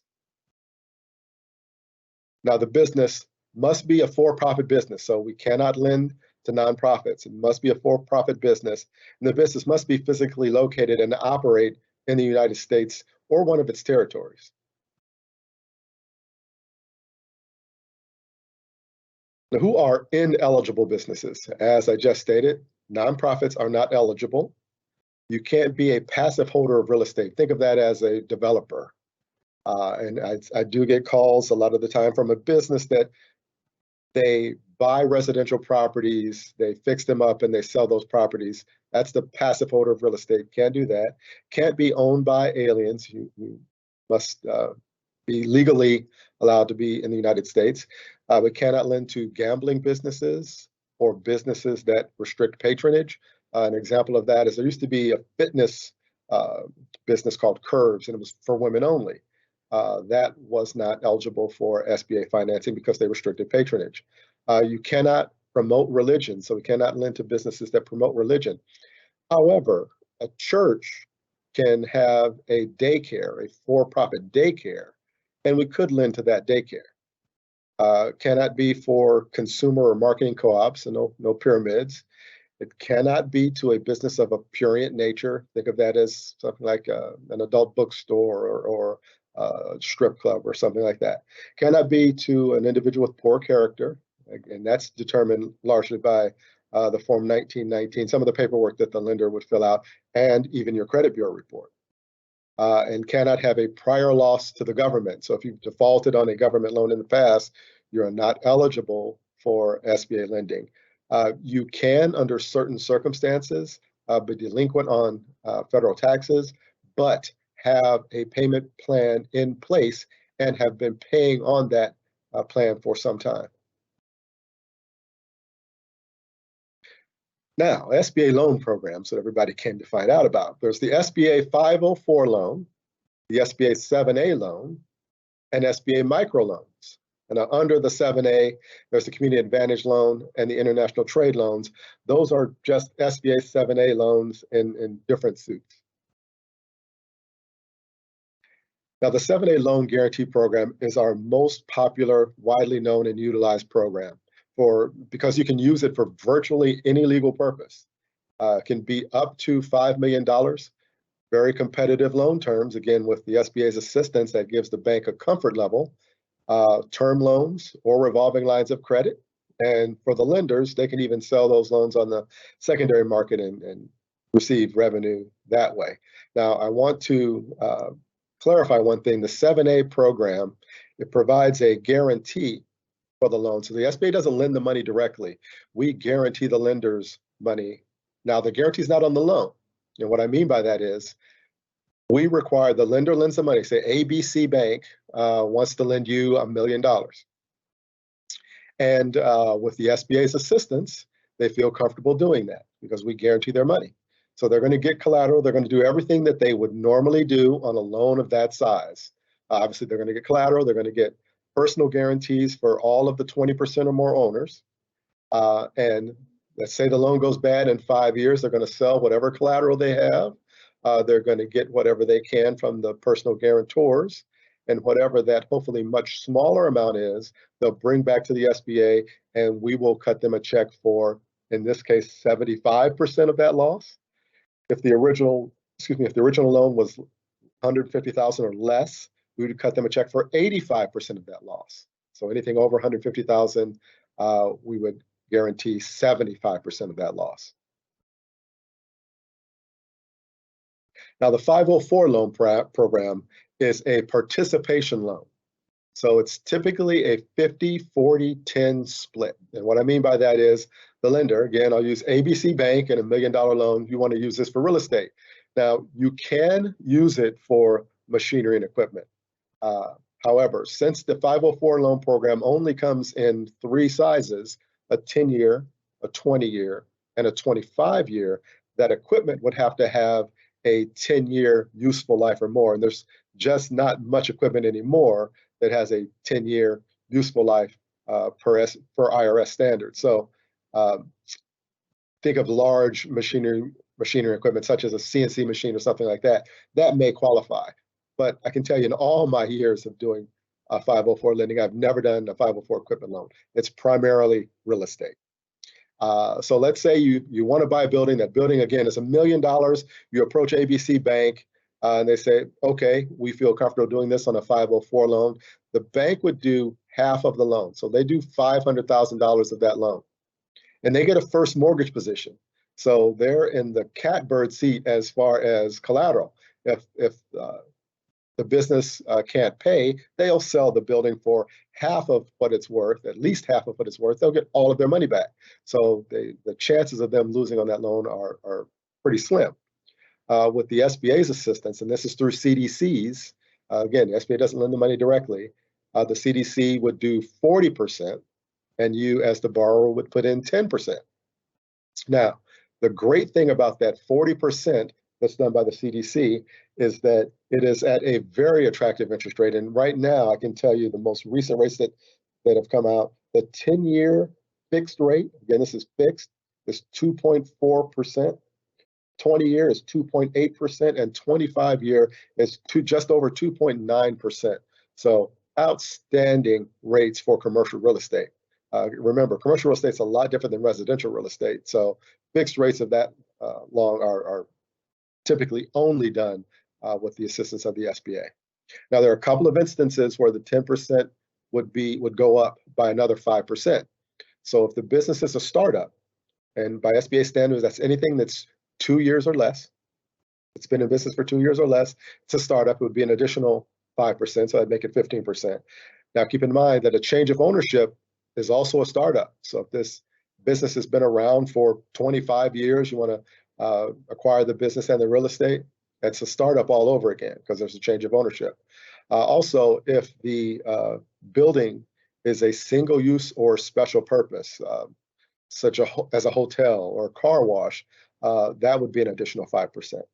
So those are 2 instances where the borrower's equity injection or down payment would be more than 10%. The lender's portion never goes down. It's always 50%. It's the CDC's portion, the SBA's portion, that would go down to 35%.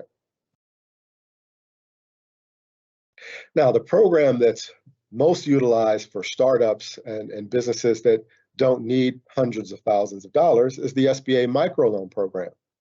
So these are mission-based lenders, and in Ohio, we only have one, and that's Economic and Community Development Institute, ECDI. They're the state of Ohio's only SBA microlender.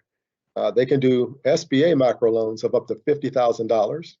Now, they can do loans larger than $50,000, but our portion of that loan can't exceed $50,000. Interest rates negotiated by the lender, but I can tell you that typically for ECDI, they're right around 10%. You can also get technical assistance with ECDI loan money, meaning they can, again, it's another resource partner that can help your business with some training. All community advantage lenders are eligible, and you can use lender match for lead generation. I'll go over lender match a little later as well. So the economic, one thing I want to mention about the ECDI loan, SBA microloans are limited to 5 years, so it can't be longer than 5 years. You cannot use it for real estate. So working capital and some machinery and equipment. Now the economic injury disaster loan, the EIDL loan, this is part of the CARES Act, and this has been around since March of 2020, end of March of 2020. These loans are for businesses that were in existence prior to February 15th of 2020. So if you started your business after that date, you're not eligible for EIDL funds.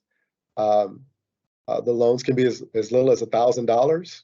And right now, as of a recent change, up to $2 million. Now, obviously, you have to qualify for the loans of that stage along the way. There's no payments for 24 months from the receipt of funds. So if you got it today, there'd be no payments until October of 2023. Now, there are some credit score requirements. Minimum credit score is 570. And if you're looking at the 500,000 to 2 million, minimum credit score is 625. But remember, the business financials are going to have to support the loan size. You can use it for payroll, rent, inventory, working capital, commercial. You can refinance commercial debt now, and you can even use it to pay down federal debt. So if you have another higher interest loan, because the interest on these loans is 3.75%, and the term is 30 years. So that's unheard of for government financing. And this is one program, the one program that you can be a nonprofit, and the rate for you is 2.75%. And all of those loans are online, so you can't go to the SBA office and apply, and they're not done through lenders. So it's through the website, and I'll put it in the chat, COVID, COVID, 19 relief, RELIEF, .sba.gov. So COVID-19 relief.sba.gov. The lender match. Think of lender match as kind of like online dating for borrowers and lenders. So lenders would go there, they would put in lender match the kinds of businesses that they're comfortable lending to. So a profile, if you will, of the kinds of loans that they would like to see. And the borrower would go to lender match, they would put their loan in there. I want $500,000, I want to buy a building and get some equipment. And if that matches that lender's profile, then lender match would connect the two. That service is free. It's free to both you and the lender. So there's no risk there. If the lender is interested in your deal, they will reach out to you directly. They wouldn't contact the SBA. They would reach out to you directly. So again, just to reiterate, with the SBA's assistance, lenders want to just make sure they're making a smart loan and a good loan. Because at the end of the day, the lender just wants to get repaid. They don't want to get your collateral and have to sell it. They just want you to repay the loan. How do they determine that? Largely by your business plan. So that tells them what your level of confidence and expertise is. Your expense sheets are your sources and uses. So what are you going to use the money for? As a lender, as a business lender, I can tell you the last thing we want to hear when we ask the question, how much do you need? And the answer is, well, how much can I get? That tells me that you have not thought about it. You're just going to throw it against the wall and see what sticks, and whatever we give you, you'll spend.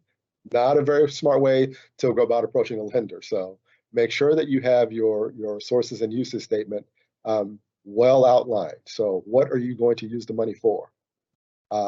Make sure your financial statements are in order. Again, you can utilize an accountant or one of our resource partners can assist you with that. And if you're going to do financial projections, they can, again, assist you with putting together where you think you're going to be over the next 2, 3, 5 years. That's my contact information if you want to reach out to me directly, and my counterpart, Dave Townsend, who's the lead LRS in our office. And that is the end of my presentation. Anthony, back to you. All right. Thank you so much, Jerome.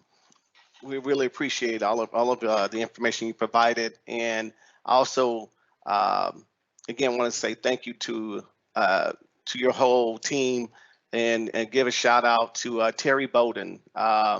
He's a valuable asset to your organization, and your whole group, Terry, Everett, Barry, your whole team is wonderful. So thank you again, and much appreciated.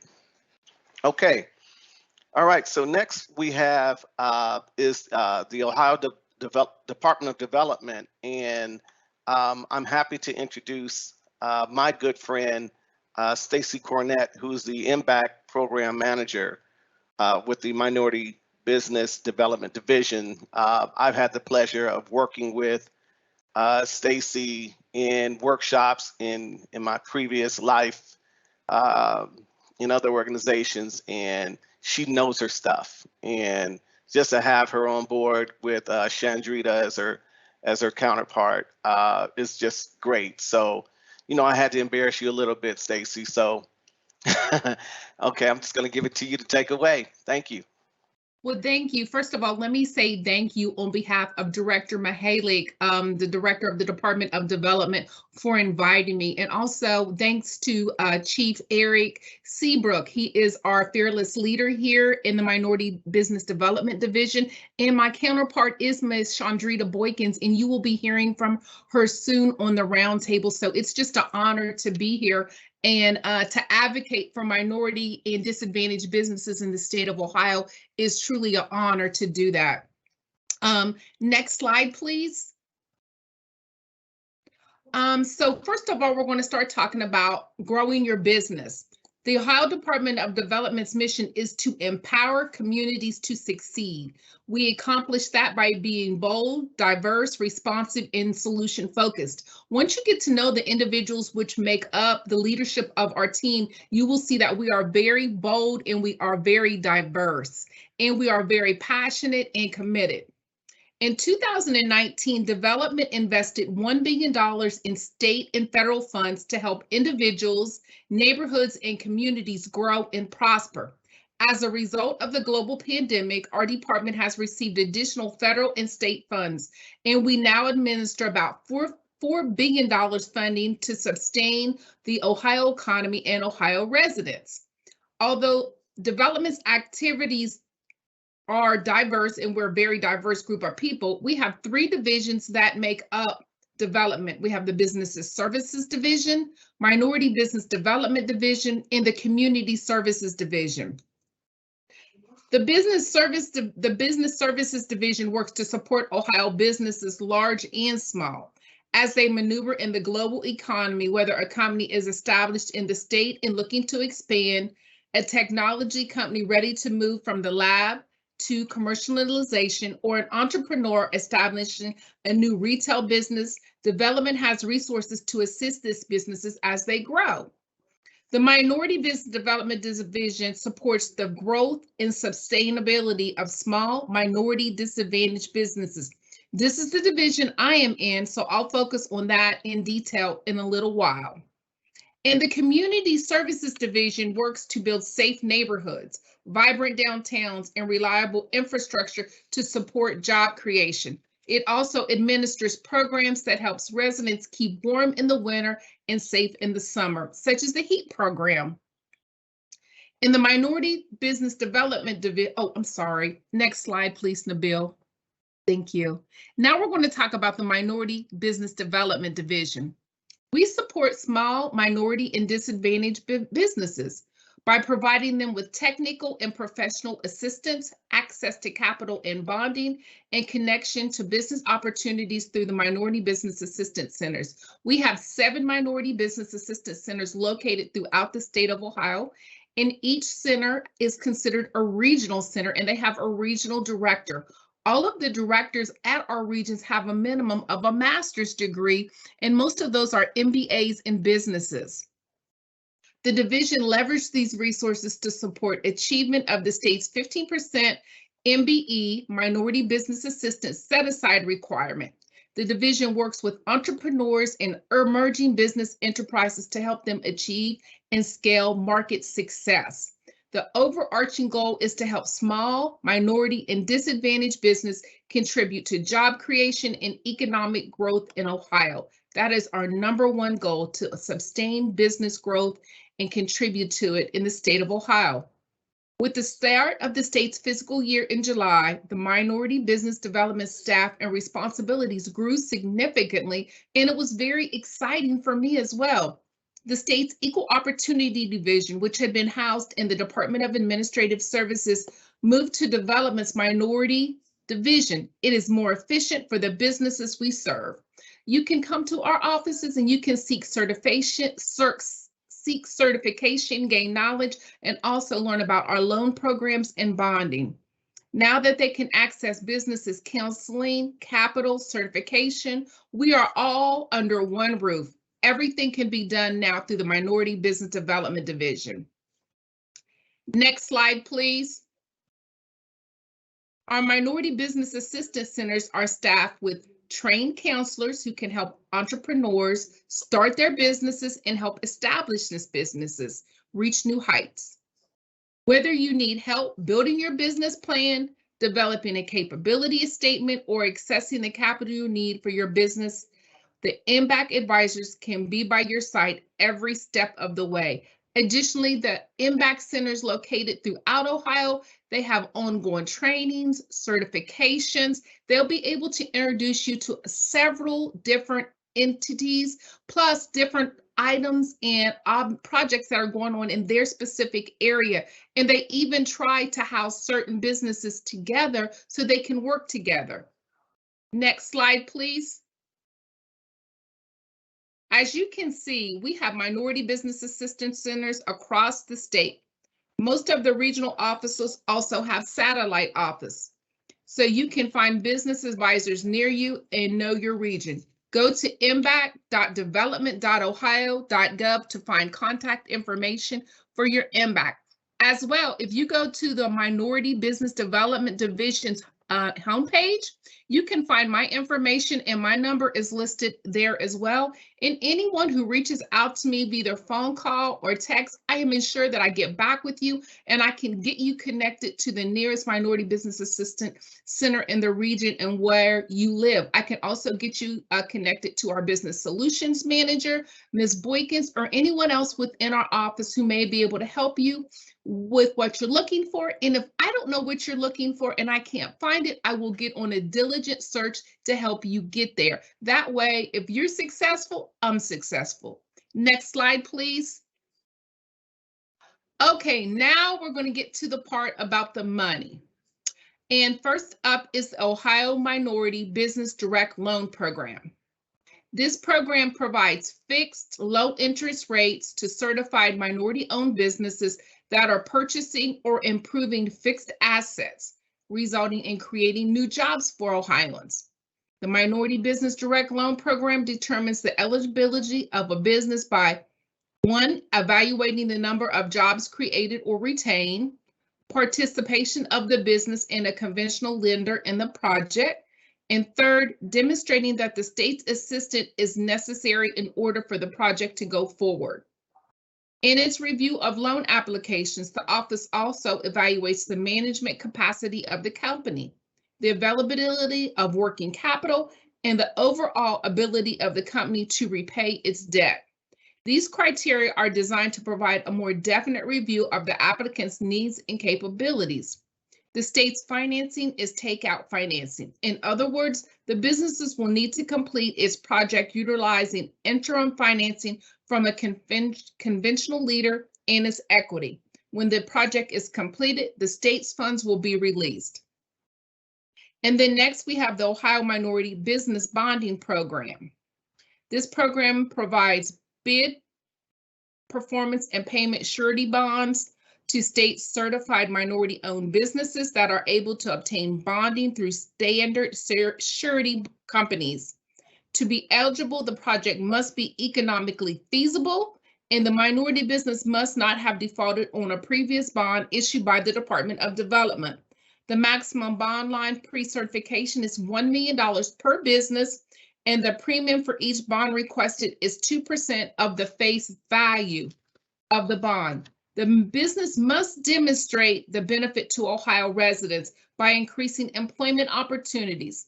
The collateral and/or security are the personal guarantee of the principals and persons substantially involved in business operations and other such collateral as warranted. Next slide, please.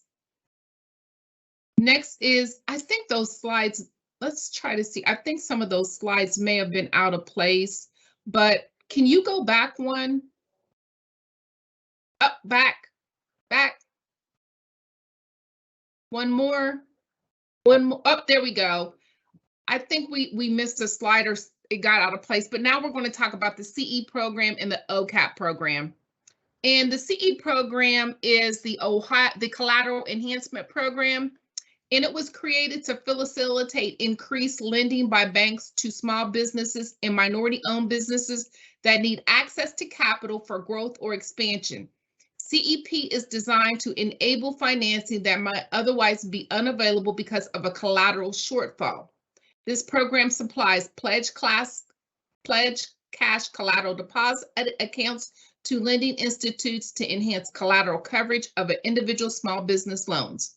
The program is designed to target certain situations in which there is insufficient collateral shortfall value to make the loan. Then there is the OCAP. And the OCAP program is the Ohio Capital Access Program. It's a loan portfolio insurance program. And it's similar to a loan guarantee in that it enables small businesses to obtain credit to help them grow and expand their businesses. Since 2002, OCAP has assisted countless small businesses with working capital, fixed assets, financing needs. And when a participating lender originates a loan, the lender and borrower contribute to a percentage of the loan from 3 to 6% into a reserve fund held by the lender. Next slide, please. Now we're going to talk about some exciting news, and our office is very busy, and we've all been excited about our 2 new loan programs which just launched. We have the Ohio Micro Enterprise Loan Program and the Women's Business Enterprise Loan Program. The microloan program was designed to stimulate the growth of new and existing businesses in the state of Ohio at 0% interest. Yes, that's correct, 0% interest. Depending on the nature of the request and the applicant's creditworthiness, the minimum loan is $10,000 with a maximum of $45,000. The program is part of the Minority Business Development Division's effort to promote economic development, business expansion, and job creation or retention by providing an alternative sourcing of finance to minority and women-owned businesses that otherwise do not have ready access to traditional lending services. And I am stuttering so bad. I apologize. It's my allergies, and I took my allergy medicine, and I feel like I am tongue-tied, y'all. The Women's Business Enterprise Loan Program is designed to stimulate the growth of existing women-owned businesses in the state of Ohio 3 years or older. And the Women's Business Enterprise Program just became live October of 2020. And I think as of 3 weeks ago, I believe there's 1,000 WBEs currently already certified in the state of Ohio as of maybe September the 15th or 16th, but we just launched that program of the WBEs in October of 2020. And I'm going to go back to that. Loans will be issued at market rates or below. Personal financial statements and the historical financial data for the business that demonstrates the need for capital. The minimum loan is $45,000 up to a maximum of $500,000. This program is part of the Minority Business Development Division's effort to promote economic development, business expansion, and job creation or retention by providing alternative sourcing of financing to women-owned businesses and that otherwise do not have ready access to traditional lending sources. So this is very exciting. It's very exciting that the loan program is for women only, and you will be hearing from Ms. Boykins, as I said, coming up, and she was profound in having these loans stood up in the state of Ohio. So I always say, see her if you want to see the money. Next slide, please.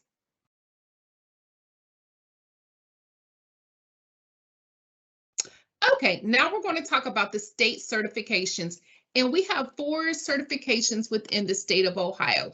We have the MBE certification, which is the Minority Business Enterprise. We have the EDGE, Encouraging Diversity, Growth, and Equity. We have the WBE, which is the Women's Business Enterprise, and we have the VBE, which is the Veterans Friendly Business Enterprise. The MBE program establishes a 15% set-aside procurement requirement for state agencies, boards, and commissions in awarding contracts to certified MBE businesses. The MBE program is designed to assist minority businesses in obtaining state government contracts for goods and services. The state of Ohio developed this program because it recognized the need to encourage, nurture, and support the growth of minority businesses to foster their development and increase the number of qualified competitors in the marketplace. The EDGE program, Encouraging Diversity, Growth, and Equity program, establishes an annual goal for the state agencies, boards, and commissions, as well as guidelines for state universities in awarding contracts to certified EDGE businesses. This program is designed to assist socially and economically disadvantaged business in obtaining state government contracts in the areas of construction, architect, engineering, professional services, goods and services, and information services.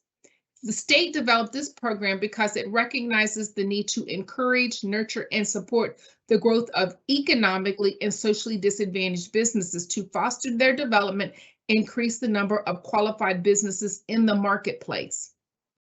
Next slide, please. Now we have the Women-Owned Business Enterprise. And what this program does is designed to assist women-owned businesses in obtaining contracts for goods and services, construction, architect, engineering, IT, and professional services. The WE program does not apply a procurement goal or a set-aside target for state government contracts. This program was developed because it recognized the need to encourage and nurture and support the growth of women businesses to foster their development and increase the number of qualified competitors in the marketplace.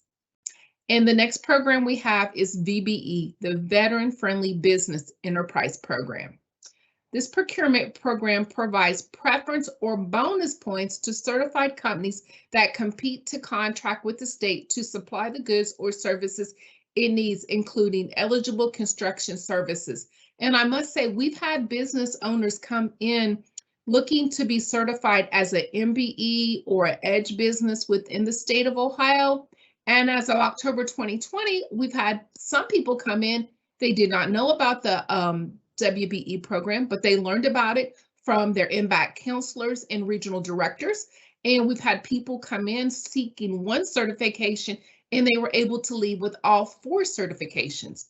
As well, we've had certain women come in, and they've been able to leave as a certified EDGE, WB, and VBE. So these are the 4 programs that are housed within our department. And all the services that an individual needs to become certified can be found at one of our local or our impact centers throughout the state of Ohio.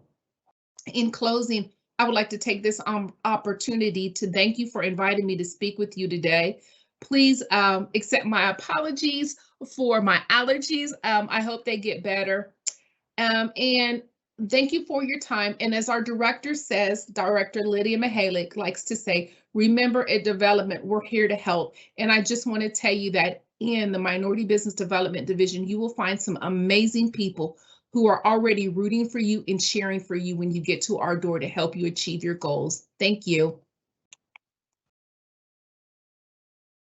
Thank you so much, Stacy. And allergies, you can have as many allergies as you want, as long as you continue to work with us, okay? No, it's fine. And again, we appreciate all that you presented today, and we look forward to our conversations with Chandrita Boykins during the panel discussion. So this is where it's exciting for me, because I get to showcase our team, our unit, and we get to showcase our associate administrator, Dr. Siddhartha Dasgupta, and then what he's going to do is then introduce to you the community and economic development staff, which will include Ambrose Moses, Paige Alost, Amber Twitty, and Eric Smith in that order. So these are the folks that I work directly with, and they tolerate me. So I'm just elated to showcase them. So right off the bat, we're going to start with my boss, Dr. Dasgupta. Dr. Dasgupta, take it away. Thank you very much, Mr. Barwick. So our CED team, Community and Economic Development team, is one of the 4 program areas in Extension. And this team is led by Mr. Anthony Barwick. He's the program leader.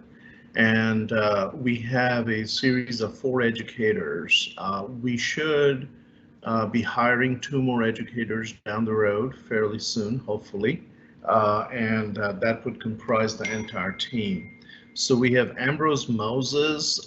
He is an educator who covers a variety of topics, but one of his specialities is helping businesses and communities be prepared to deal with disasters and receive disaster assistance programs that governments currently have, both at the federal and the state level. Then we have Amber Twitty.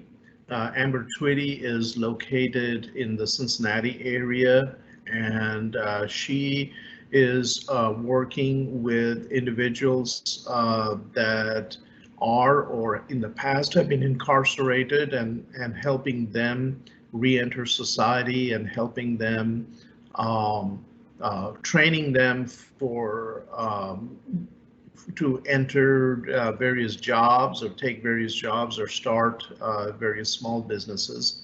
So that is an important work that Ms. Twitty is doing.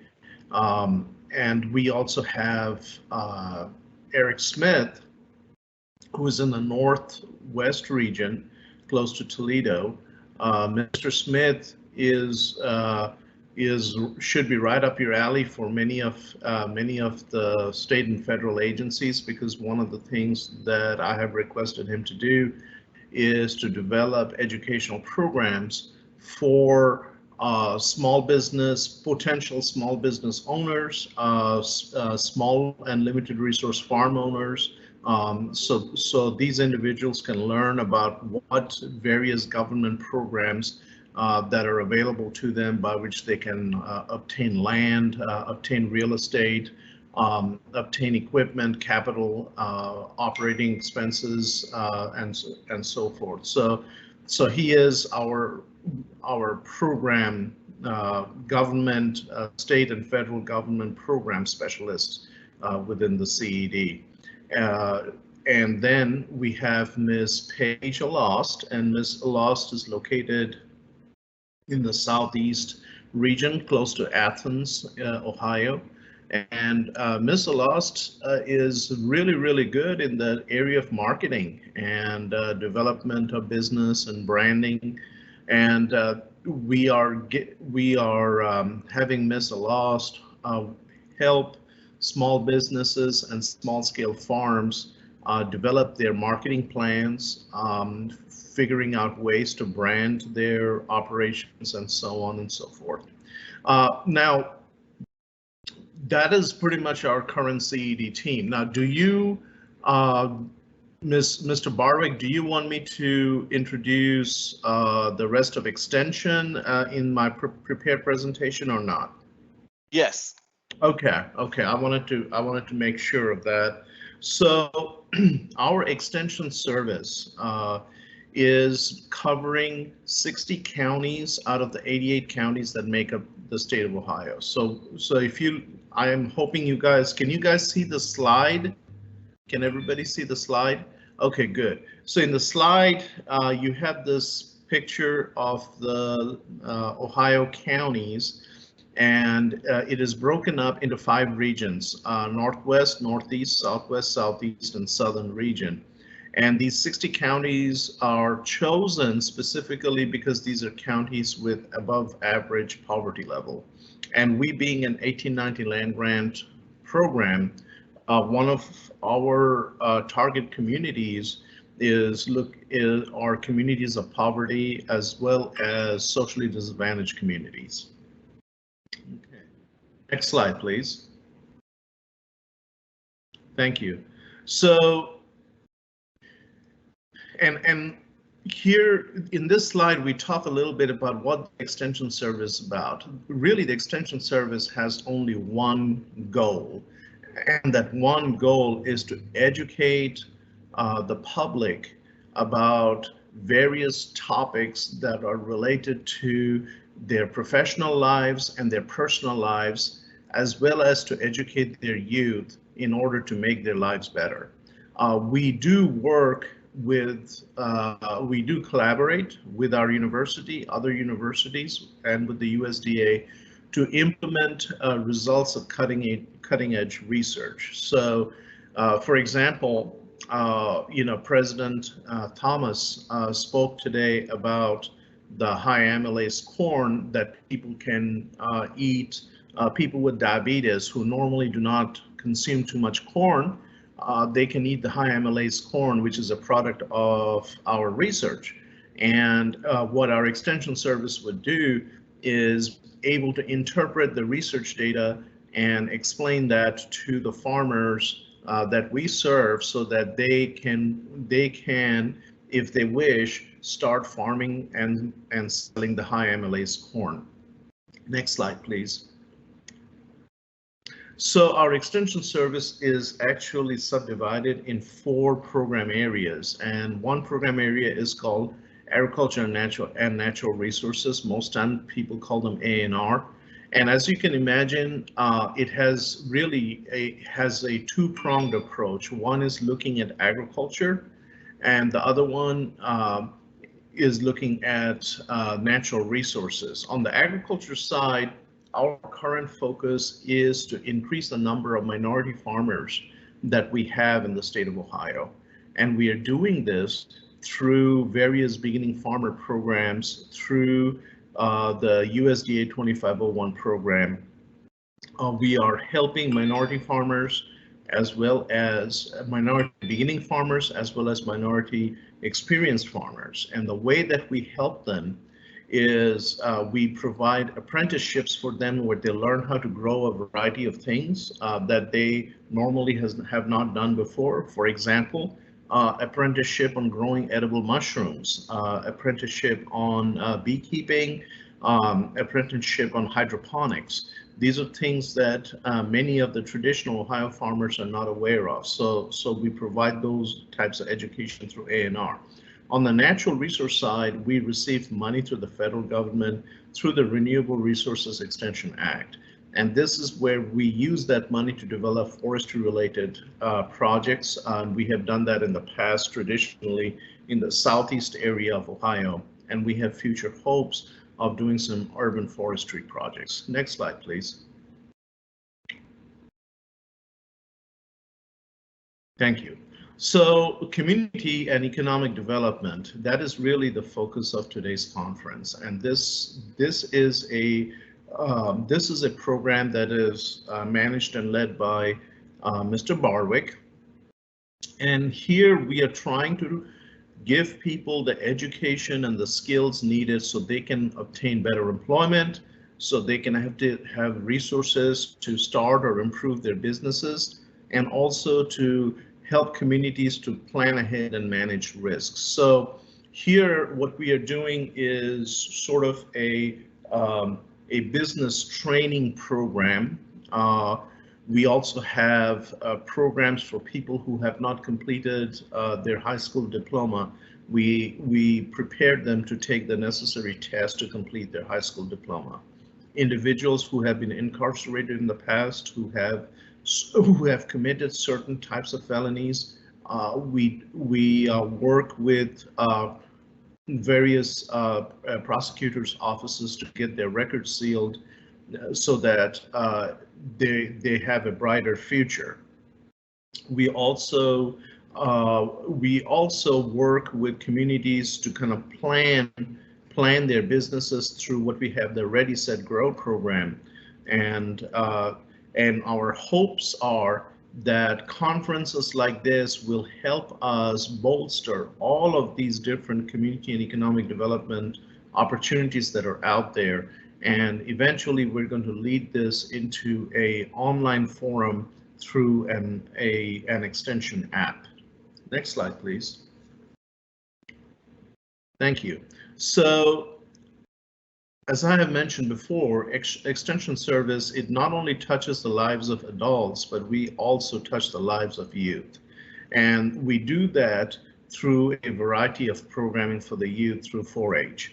And so some of these programs are called AgSTEM. STEM stands for Science, Technology, Engineering, and Math. Okay, so we engage kids. We don't teach them science, technology, engineering, and math, but we engage the kids through various projects through which they learn science, technology, and engineering, and math. And these projects, for example, include robotics. So they can use certain products where they learn about how to build a robot to do certain things, or they can learn how to develop a hydroponic garden. Okay, I'm an agricultural economist, and one of my interests is to include more entrepreneurship into the education of the youth, and this is where there'll be a synergy with community and economic development. I may request Ms. Twitty to give a talk about beginning entrepreneurship to the youth in future. Then we have healthy living. So we are talking, we are helping the children learn about the importance about their diet, learn the importance about their exercises. We actually teach them how to cook certain things that are appropriate for kids, show them how to exercise and make exercising fun for them. Citizenship and community engagement, this is where they learn about the government, learn about the importance of the government and how they can be engaged in that process. We have various in-school and after-school programs. Our focus has been inner city communities, and we will be branching out more and more to Appalachian communities where the youth have not received these types of training in the past. We also have several annual summer camps. Some of these camps are residential camps here on campus. They also have the Discovery Day Camp for very young children. And I believe that our new dean, Dr. Corley, is going to bring some additional youth programming on campus, which involves more agricultural topics. Next slide, please.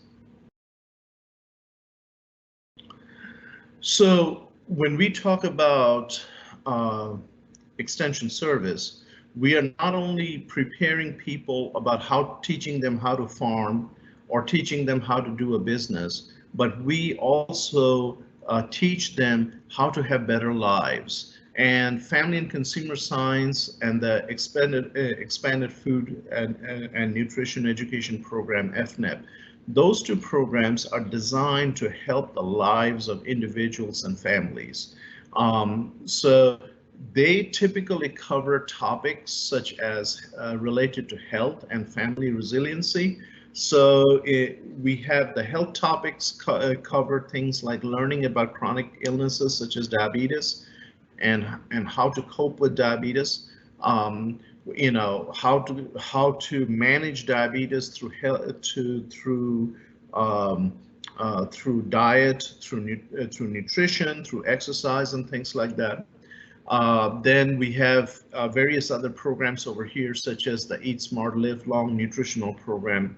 A new program that I'm currently working with our FCS people is how we can use diet to bolster our immunity, you know, and I think that is really important in the light that we're having this pandemic, and we see that older people, when they catch COVID, oftentimes they end up dying from that, you know.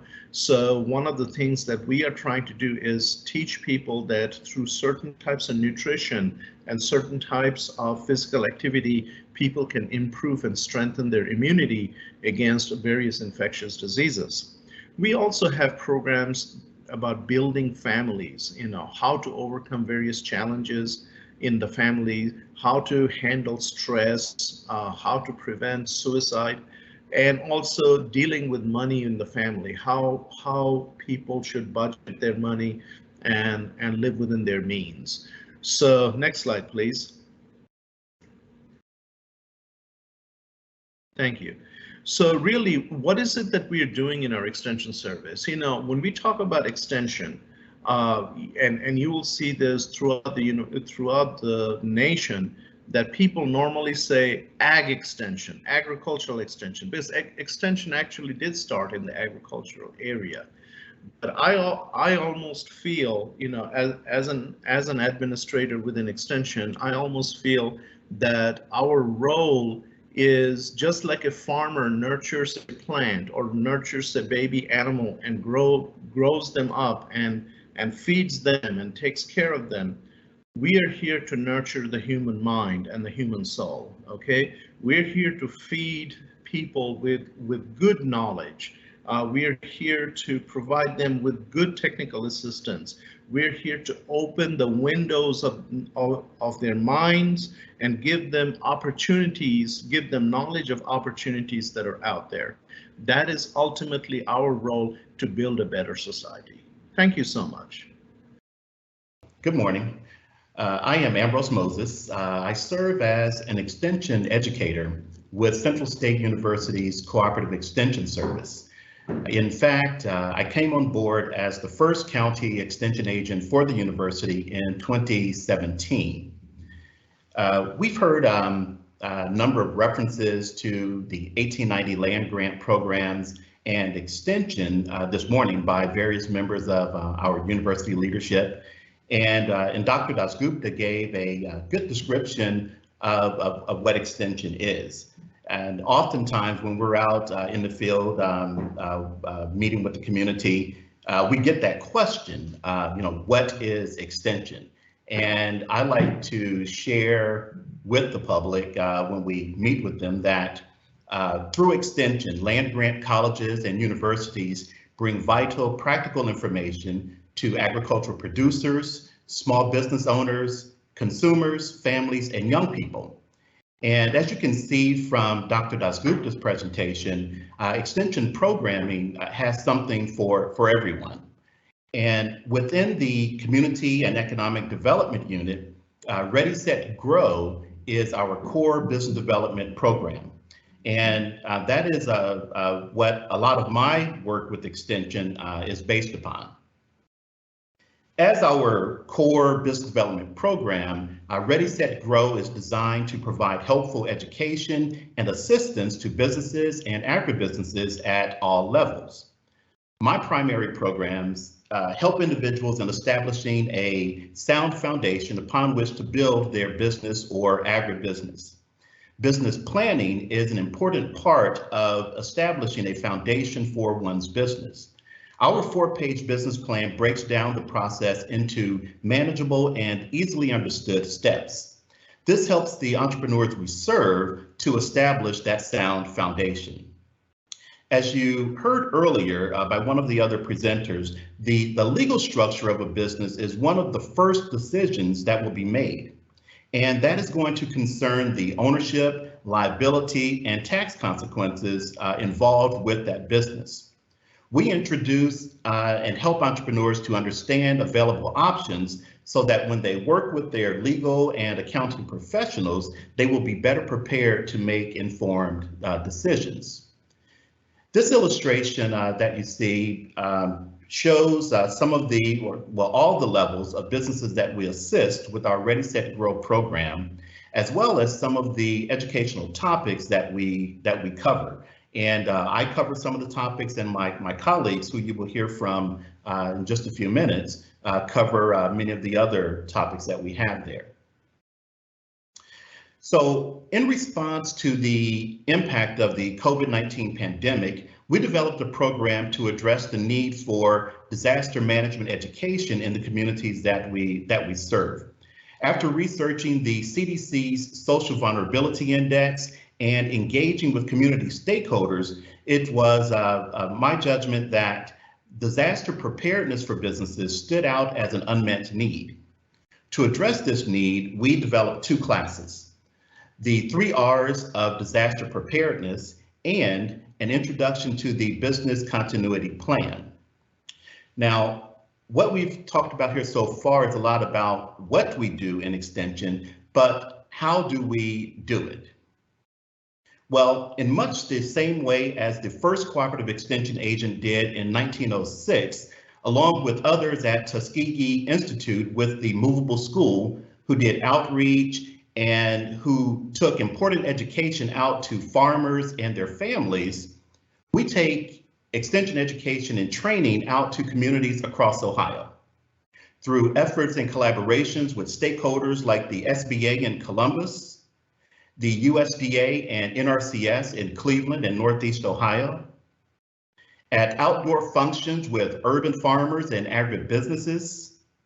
I have also, in doing some of this, taught classes outside to some of the urban ag producers, inside greenhouses, inside high tunnels, and also we've taken programming into different libraries where, for example, we met with took civic lessons about civic duties and free speech to concerned middle school and high school students who have become more engaged with protests in their schools and their communities across Ohio.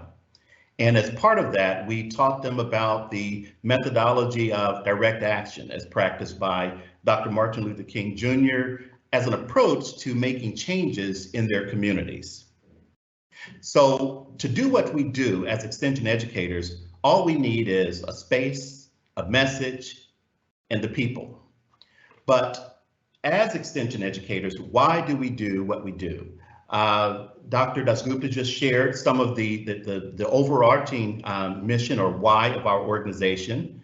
In much that way, along that line, what we do as educators is captured in the words of Nelson Mandela, that education is the most powerful weapon which you can use to change the world. So why do we do what we do? It is because we are here to change the world. Thank you. And I would like to now pass the mic to my colleague, Paige Alost. Okay, I'm just waiting for my slides to come up there. And just want to say thanks to Ambrose for his great presentation, and thanks to everyone for being with us today. I don't think this day would have happened without Nabil, and I certainly have technology fright, so thank you for appreciating the delay there. Again, I want to welcome you. My name is Paige Alost. I am the Community and Economic Development Educator located in the Southeast region of Ohio. I'm based in Athens, and we work 14 counties in our region. Prior to joining Central State University Extension, I served for 14 years as the director of the Athens County Convention and Visitors Bureau, a job that I truly loved, but I also love the Southeast Ohio region. Is very important to me and is something I'm very passionate about. So being able to serve in this position certainly broadened my understanding, but also my ability to work and provide service in this region. I also just finished my year as president of the Ohio Travel Association. And prior to working in tourism, I served as the Associate Director of Admissions for Ohio University here in Athens. Next slide, please. So you've heard Dr. Dasgupta and Ambrose both mention the Ready, Set, Grow business learning series. And what I have created is a sort of a complementary series to go along with Ready, Set, Grow that focuses on marketing and branding strategies. And it's referred to as Build Your Brand. And the Build Your Brand series is offered for small businesses through Ready, Set, Grow. It focuses also on food and farm businesses. And then in a broader approach, we apply the Build Your Brand series to our rural communities that we're working with. Next slide. So when we're considering Ready, Set, Grow has multiple levels of business ownership, all the way from a wantrepreneur, someone who is starting or thinking about starting a business, through the startup phase and into an existing or mature business. And we have marketing and branding strategies that apply to all levels of business ownership and activity. We present those very fundamental and basic tools for marketing and branding, along with some best practices to learn from for both wantrepreneurs and startup businesses. And for those existing and mature businesses, sometimes it's time to take a time out and do a marketing audit and understand where we are in your branding conversation. Look at rebranding strategies and look at possibly choosing a professional agency. But this small business work and the conversation about marketing and branding is incredibly important, and really just to teach those fundamentals, even at any business level, as sometimes sort of ignites a conversation about product development, about what makes that company or that product unique and how that product gets well positioned in the market to be successful. Next slide. So the second part of the Build Your Brand series is focused on food and farm, so that marketing, branding, sales, and distribution. And I'm very excited at the first of the year to be able to launch a learning series geared for farmers and their ability to access all kinds of markets and channels to improve their sales, to improve their products and their positions within the market, and to gain broader distribution if that is a goal of theirs. So we'll be looking at analyzing the market, talking about product development. We'll get in depth at the branding, packaging, and labeling, marketing channels, everything from roadside stands at farmers markets to direct sales to large wholesalers, direct to chef, and direct to consumers through CSAs or other avenues in which they can reach consumers directly with their product. We'll also be talking on GAP certification and gearing up those farmers who are interested in a larger scale distribution practice. And that includes in rural areas, the development of regional food hubs, this joint look, this collaborative look at how we distribute food within rural areas and regions like Southeast Ohio, and then how we get those products outside of the region into stronger, more viable markets. Next slide.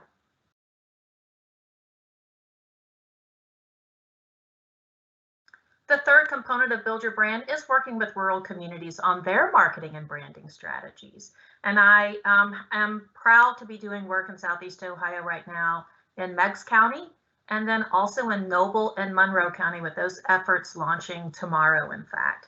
And these are really great ways to get communities to understand what their assets are and use those assets to develop some local strategies that participate in both the tourism conversation and the buy local, shoring up your local economy kinds of strategies.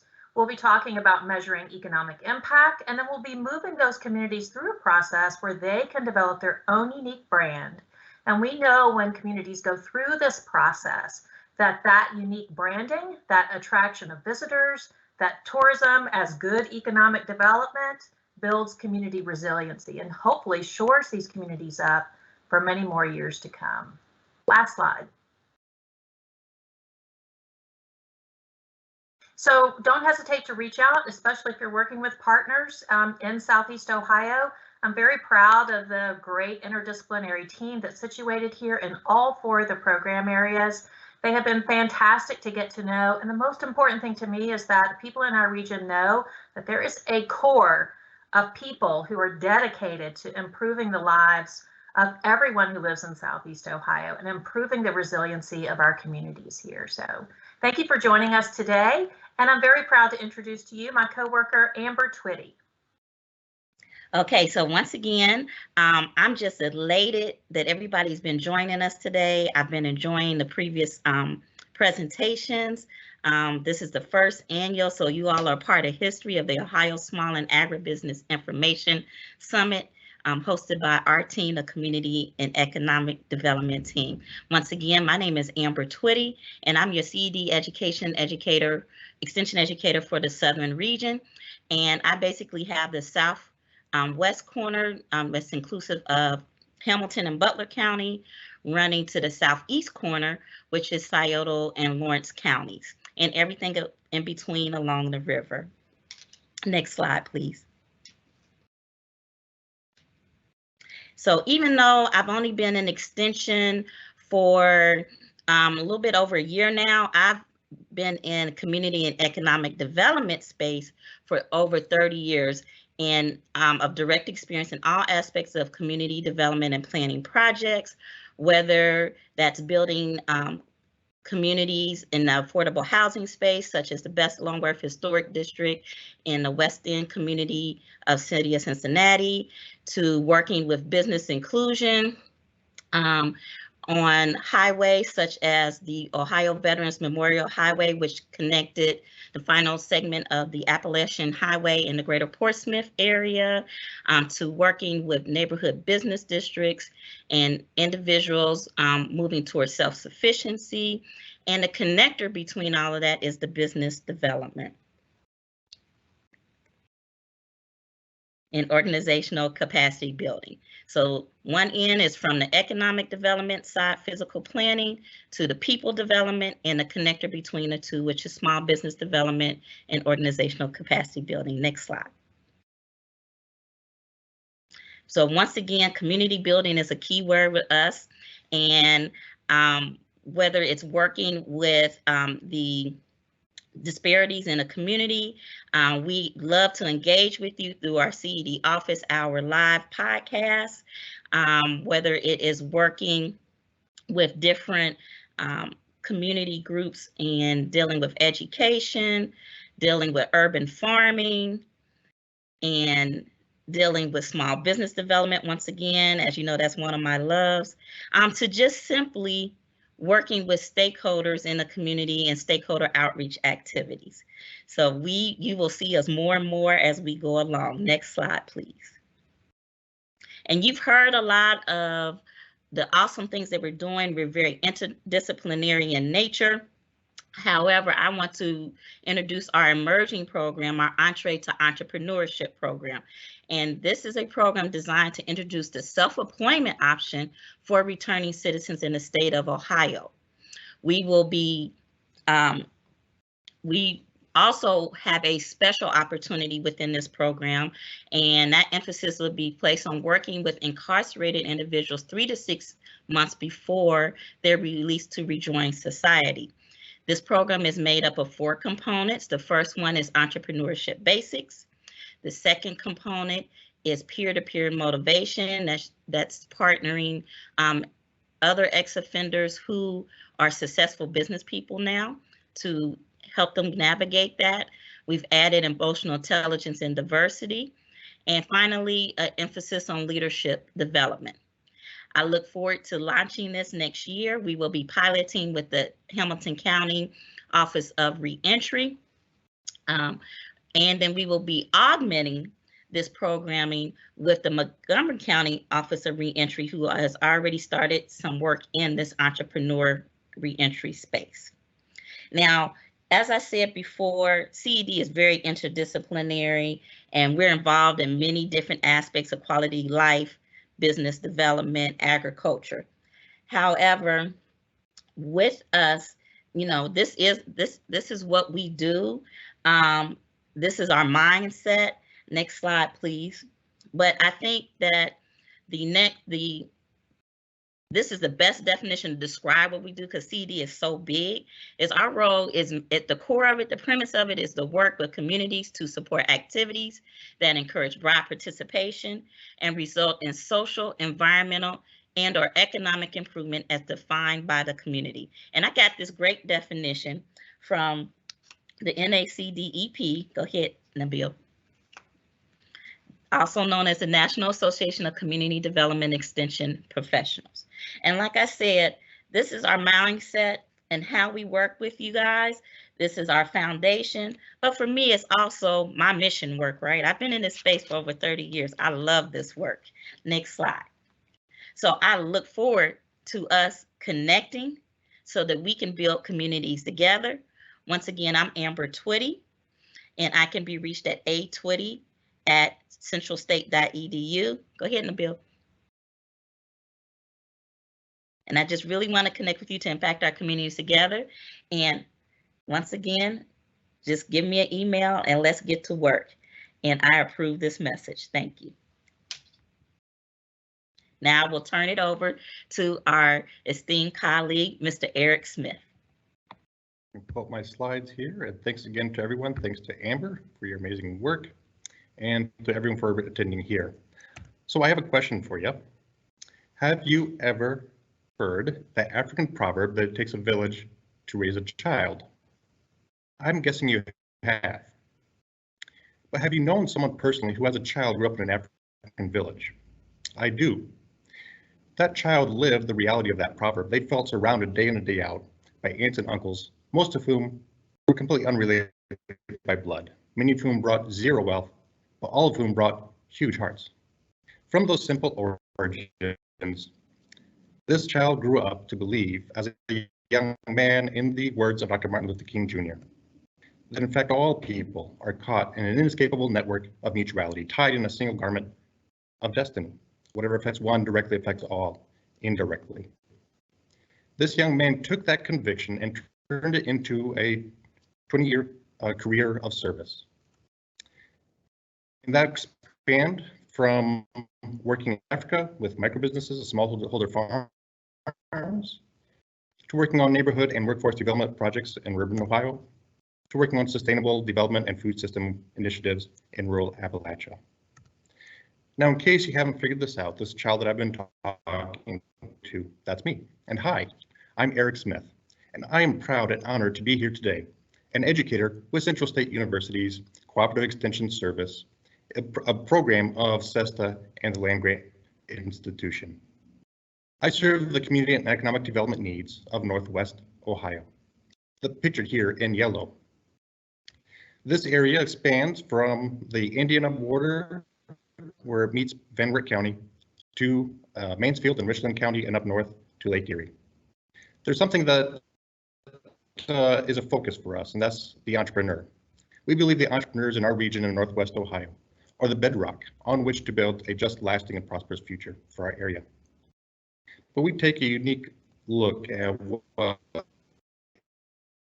then there are entrepreneurs everywhere. And to that, I say a resounding yes. And I'm sure that if you're watching this today, you are an entrepreneur. Now, you might be a business entrepreneur who is going to change the world by bringing a new product or new service to market and meet someone's need. And if that's the case in Northwest Ohio, we have programs that support small business development. You've heard about Ready, Set, Grow, the series. You might be an agripreneur, a vision, and right now, as we speak, is assembling the resources to turn that empty field into health and nutrition and wholeness for your town. If you're an agripreneur, we have a small business, agribusiness program that's designed just for you. Or you might be an entrepreneur. You might be a returning citizen or someone just breaking into the workforce, but you want to bring innovation and breathe new life into an existing position or an existing job. And if that's your case, we've got a Step Up program that's designed just for you, because we're about catalyzing personal and professional development. Or you might be a civic entrepreneur, where other people see a problem, such as that vacant lot. It's not just a trashy, empty place, but it's an opportunity for a pocket park that will revitalize your neighborhood and make a change for the better. We've got a program, a series designed just for that. Let me wrap up now with this. The word entrepreneurship is originally French, and the first part of the word is entrée. And entrée, when you translate it, means enter. So entrepreneurship is an invitation to see the world from a new lens, a new light. And I believe that today's summit is also an invitation. It's an invitation to give up that myth of the solo, make it on your own hero entrepreneur, and instead embrace the village. Today you have organizations and agencies and people, but what ties all of us together is the common goal of helping you touch, find, and unleash on the world your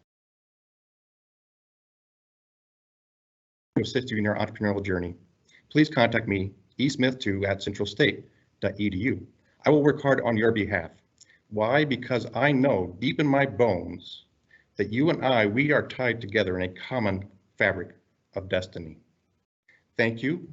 And with that, I'm going to turn things back to Anthony Barwick to take us the rest of the way. Thank you, Eric. Thank you so much. And I want to say, everyone is starting to notice some technical issues that are going on with our with the feed, and I hope I hope you still gathered as much good information as you could.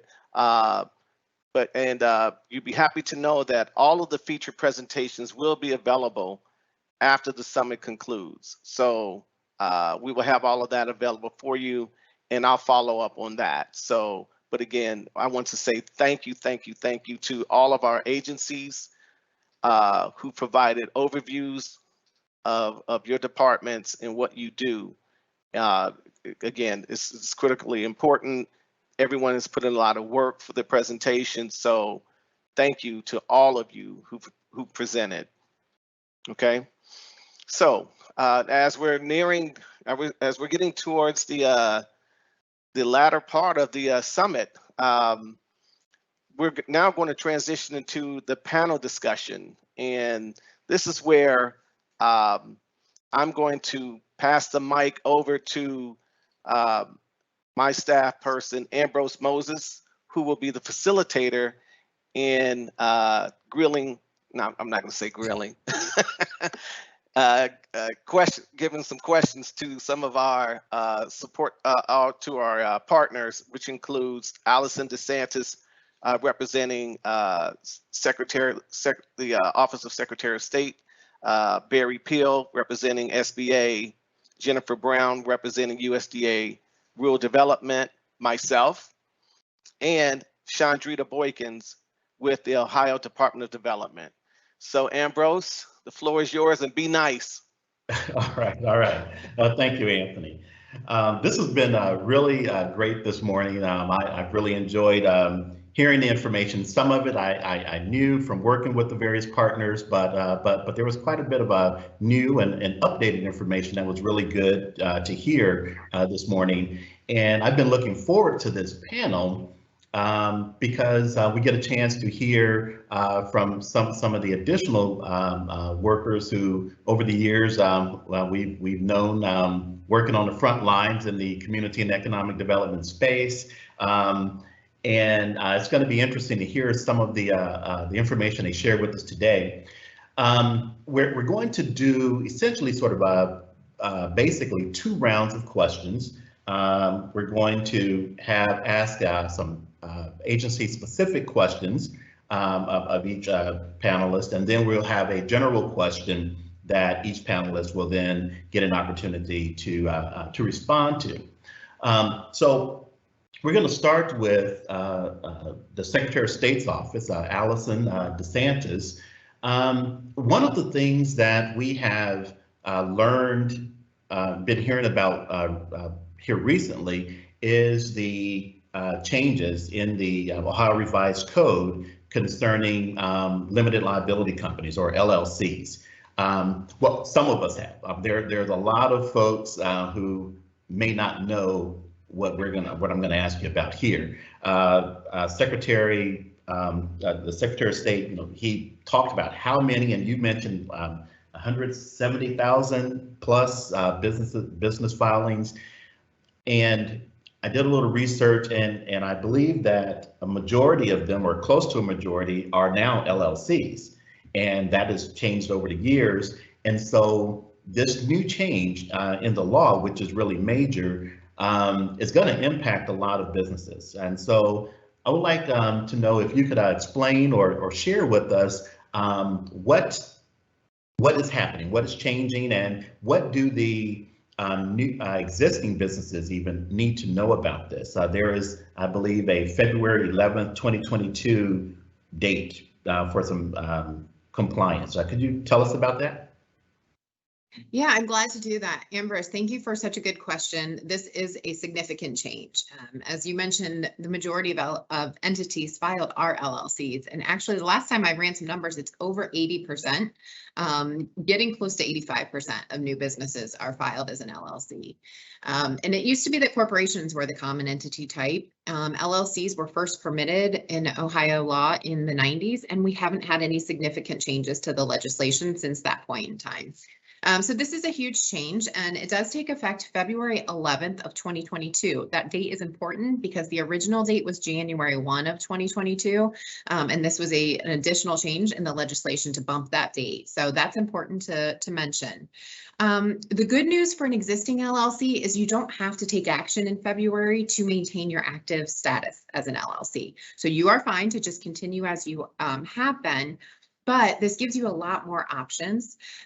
Some of them are really specific as far as the rights and responsibilities of the managers and members of an LLC. Some of them might, to take advantage of some of these changes, you might want to talk to an attorney about how you can structure your business to take advantage of these new options under the law. But a couple things for me to note. One, we're going to have all new LLC filing forms. Those draft forms that will go into effect in February are on our website now. So if you go to the Secretary of State's website, click on businesses at the top, you'll see the options I mentioned earlier. One is the Revised LLC Act. If you go to that page, it gives a little synopsis of the changes, but also a link to all of the new forms. Some of the big things, kind of the biggest I'll mention today, is that it permits series LLCs. A series is giving one LLC the ability to kind of break it down into different groups or different series. Each series has their own ability to contract, to make decisions on its own. You can split up assets within different series. This is another way to have that liability, that protection for your property and, personal a liability for the members and the managers. And so this is something that we're seeing people take advantage of in other states, and I think will be popular here in Ohio is to break it down into smaller series, and maybe you have properties under each series, different assets in a way to protect your business. So check out those forms on our website and reach out to us if you have any questions. Thank you. All right, thank you for that, Allison. I sort of had a follow-up to that. Are there any steps that you said that existing LLCs don't need to do anything necessarily by February? Are there some things that they may want to consider? Because the statute, I believe, says that they all have to be in compliance. Is there some anticipated change that they may need to think about, or? Right. So there are two things that I would mention. One, the biggest change is that an LLC can be canceled by our office if they don't maintain a valid statutory agent, name and address on our record. So the law has always said that they're required to maintain an active agent, but we had no authority to do anything if they didn't. So this is huge, and I recommend this for all entities, but especially LLCs before February 11th to check their record, make sure that their agent's name and address is up to date. If our office were to get notification that they didn't respond to documents sent to them, we could start the cancellation process, which is a 30-day process to cancel the record. So that's very important. The other significant change is that there is now a penalty for businesses that are transacting business in Ohio as an LLC without being properly registered with us. So those are the two main things. Otherwise, the other stuff is really optional, and it won't result in your entity being canceled if you don't do it, but there are additional forms that you could actually file to show specific authority for a business owner in the LLC. So definitely check out the forms to see if you want to take advantage of those abilities. But the only thing that results in problems for the business will be not maintaining an agent or not filing with us. Okay, and I took a sort of a quick look at the statute, and that is very important because over the years I've seen where folks will file their own LLC, be their own statutory agent, and they move to a different house and different address, and they don't change. So that they don't change their records with the Secretary of State, and that could create more of a problem. So. Will there be any additional outreach that you all do to sort of spread that word a bit more? I think so. So we started a little bit early with adding this section to the web page and hoping that people start to become familiar with this topic. And then as we get closer, I think we'll do a little bit more outreach, social media stuff, just to make people aware and direct them to the site. But I will probably be joining others and doing some presentations around the state too, to try to share some of this information. And I suspect that will go well into 2022 as we see people start becoming aware of this. So I suspect over the next year, we'll be doing a lot of outreach. All right, well, thank you, Allison, and be sure to keep us in mind if you want some assistance in terms of that outreach there. Absolutely, will do. Thank you. Thank you. All right, next we're going to move over to Jennifer Brown with the USDA Rural Development. One of the things that comes up quite a bit with businesses, be it a general business or even agribusinesses, is access to capital, money, that they need to do various things with their business, with their agribusiness and their operations. So what is it that your agency is doing to address this access to capital issue that's so common? Sure. So, we have a lot of opportunities within our agency to help provide that capital opportunity or need for these businesses and these ag producers. Between us and sister agencies, there's a lot of specifics.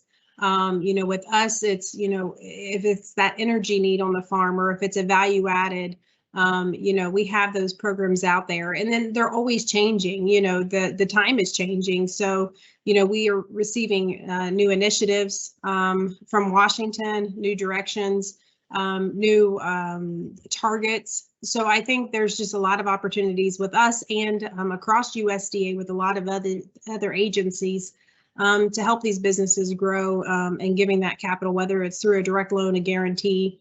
As I mentioned earlier, we have the revolving loan funds that we work with intermediaries for those ultimate recipients. So it's, just making those phone calls and touching base with me specifically, or any other agency just to see what opportunities are around there. Recently, in the last couple of years, USDA has built a beginning new farmers team. in every state across the nation. I have served Ohio's team for going on 2 years now. And what that is a collaborative effort between Farm Service Agency, NRCS, RMA, which is risk management, and then of course RD. And what we target is we targeted those underserved, those beginning farmers, and trying to, make a path or provide that information through outreach and contacts of what they can do and where they can go. So. Okay.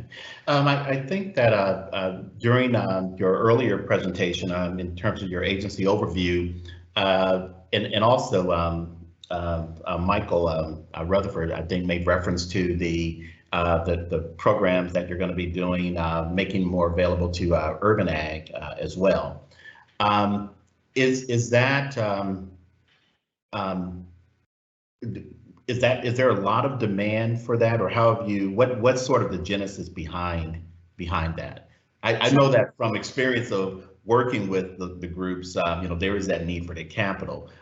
So is that just something that you all recognized, or what was some of the the internal activity that led to that? Sure. So I think, this all begins, with a discussion of what's needed in those urban areas, with those farmers. I know up in Cleveland through NRCS, they've done the high tunnels and developed a lot of need within that city, and that just kind of starts rolling down the pike, because I know Columbus and Cincinnati quickly, and Dayton, followed suit and trying to see what they can do. So they can, work with one agency to get so far, but then they also need that access to capital. And if that need is not there, then they also, want to provide that, so that's where it comes from Washington, our ability to step in and help in those urban areas, which we haven't been able to before. So we're looking forward to that opportunity and getting more information on that. Okay. Yes, and because that was one of the things sort of related to that. You made reference to the population density of about 50,000 or less in terms of qualification for many of the funding programs under rural development there.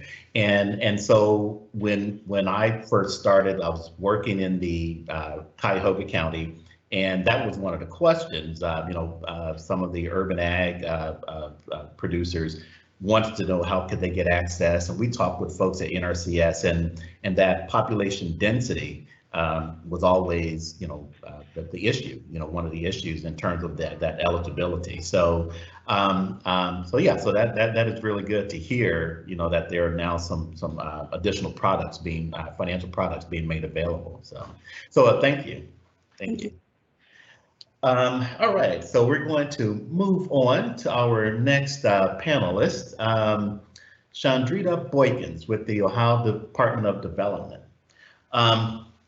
So the question that we have here for the Department of Development is, what does the Ohio Department of Development do for minority, Black, or women-owned businesses? I know that there was some reference made to some of the different programming, some of the different financial products.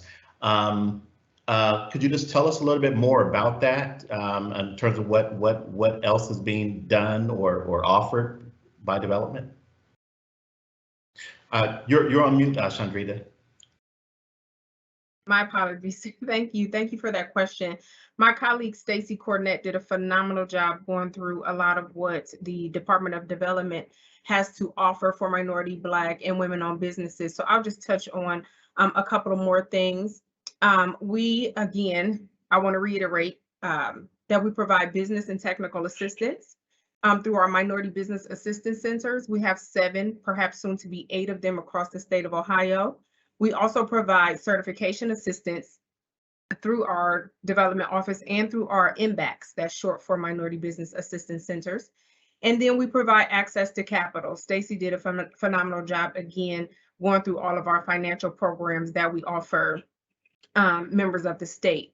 Within the agency, the Minority Business Development Division is also able to connect businesses to MEP, which is the Manufacturing Extension Partnership. Those are regionally located. The Center for Innovative Food Technology, which is also known as CIFT, C-I-F-T, which is located in Toledo, Ohio. And it's an agribusiness resource that provides diverse support for agribusinesses. We can connect you to PTAC, which stands for Procurement Technical Assistance Centers. They are also regionally located throughout the state. Small Business Development Centers, regionally located, which we affectionately call our SBDCs. We also have access to export assistance, which are regionally located within our SBDCs. Entrepreneur support or organizations, which we reference as ESOs. And there are several, our chambers of commerce, our urban leagues. Those are examples of entrepreneur support organizations throughout the state. And then we can also connect them to other resources that are not offered through us, which are other loan programs, bond programs, and grants. Okay, thank you for that. As a follow-up, there was some references made by Mr. Seabrook and both Ms. Cornett, naming you, mentioning you, and I know that I met you a few years back. You were with ECDI at that time, I believe. So could you maybe give us sort of an overview or introduction of you and what you do there at the Department of Development? Sure. Again, Chandrita Boykins, been in financial services for 23 years total. 20 years of that was spent in retail banking. The last 3 have been spent between ECDI, the Columbus Urban League, and most recently, since June, the state of Ohio. I am the business solutions manager. As Stacy said, if you want to see the money, you come see me. So I help with our bonding and 2 of our newest loan programs, which I was intimately involved in setting those up as well. All right, I know I just want one other question for you, one other follow-up about one of the products, because I think that in part of your outreach, you talk about some of the programs and products that you work with. You posted on social media, and I recall over the last few weeks or so, you were making reference to negotiating and working through some interest rates on some of the products. I didn't expect to see 0. So could you maybe share with us a little bit about that, or how that came about, or and sort of the reasoning behind that 0%? Sure. Well, we wanted to be competitive in the market, and we also want to promote community development, but we can't change communities unless we change their economies. And so a lot of times there are different financial institutions who, in my opinion, put businesses back in a disadvantageous position by charging above market interest rates on the money that's lent to them. And so we wanted to be competitive in the market from a standpoint of, we didn't want to put business owners in a worse off position by having them borrow expensive money, is what I call it. And so this minority micro loan is a phenomenal product. Not only is it 0% interest, but we do not consider your personal credit. There is no application fee, and there's no client equity involved either. So you don't have to come to the table with any money, earnest money or down payment or anything for this product. Now, you do have to be MBE or WBE certified, but that 0% interest is for the life of the loan, and it can be used to pay off or pay down pre-existing debt, which a lot of loans prohibit you from doing. And so it allows them to be put in a better debt position to increase or help or assist their cash flow. So it's a phenomenal product, and super duper excited that it has gone to market, have had a lot of interest for it, and we're looking forward to helping businesses in the state.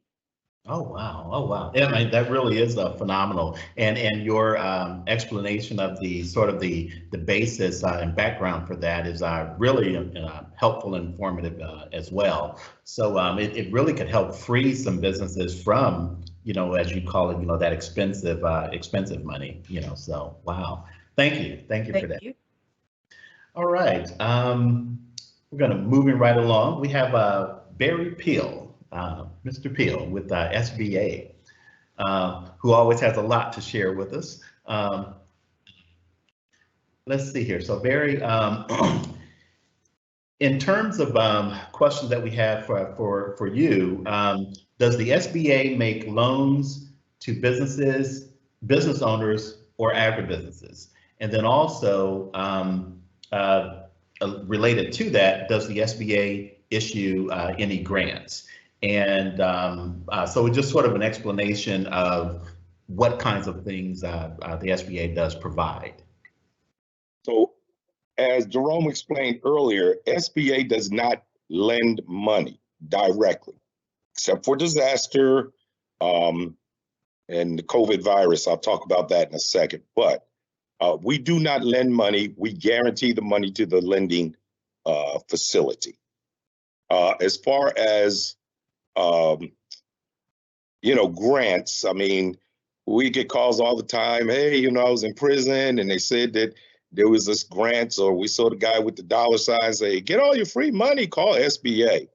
But that money is given to the small business development centers, or to our SCORE offices, or Women's Business Center, or our Veteran Business Outreach Center, those resource partners. Now, everybody that's spoken today, we work with, but our resource partners are those four. So that's where the grants go. However, as everyone knows, we've been going through the pandemic. So a grant came along with that at the start, trying to keep the businesses above water.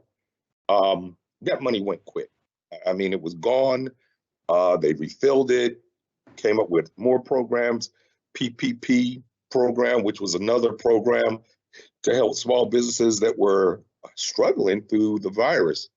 But generally, there are very, very, very few grants for for-profit businesses from SBA. We do have some more advanced things going down in Dayton, Air Force Research Lab, that kind of stuff. We have other programs. Those aren't for startups. They can contact us and we can talk them through any other of those programs. Okay. So I sort of want to grill me. You saw one of the, well, I want to do a follow-up and sort of pivot a little bit. One of the pictures that I shared, it was a session that you were doing in Columbus. I forget the name of the place. Destiny Center, Ask the Expert. Destiny Center, yes. And so in terms of those type of activities, because you had essentially sort of convened different resource individuals or experts to talk on different topics, how does that fit within your role or with what the SBA does? Because there's a lot of talk about, folks think about money, but how does that fit into what you do through the SBA? Well, I'm what you call an economic development specialist. My job is to let the public know that these resources are out here and they're for free. As far as the Ask the Expert series, we're actually bringing it down to Central State.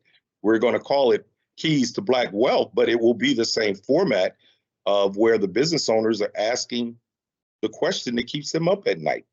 And that can be about anything when it comes to business, finance, marketing, and depending on the topic, I would generally choose my participants. So it'll be small business owners, so forth and so on. It'll be people that have graduated from Central State that are business owners all around the state. So that's what we plan to do. That's what I do. This is just a small part. I mean, we're U.S. Small Business Administration. So we kind of cover a lot of things that are going on within the state, but we have to coordinate that, as I have with all of your panelists and every speaker. We've done something with them sometime or another. Right. Okay. Well, thank you. Thank you for that. And I'm sure we'll probably have a couple other follow-ups as we go through the other round here. Our next panelist, Mr. Anthony Barwick, someone who I've worked with quite a bit here.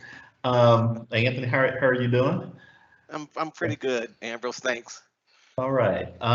So the question that we have for you, agency specific, is are there any current programs or initiatives that folks should know about coming from your agency, Central State University Extension? Absolutely. Thank you for that question. not to be redundant, but all of you did a wonderful job sharing what we feature. And if I could just reiterate, our Ready, Set, Grow business development platform is a great tool to assist our small businesses and our agribusinesses. What we do is we do an assessment to determine what level of business they are, or farming, whether they're a entrepreneur, a startup, an existing firm, or a mature firm.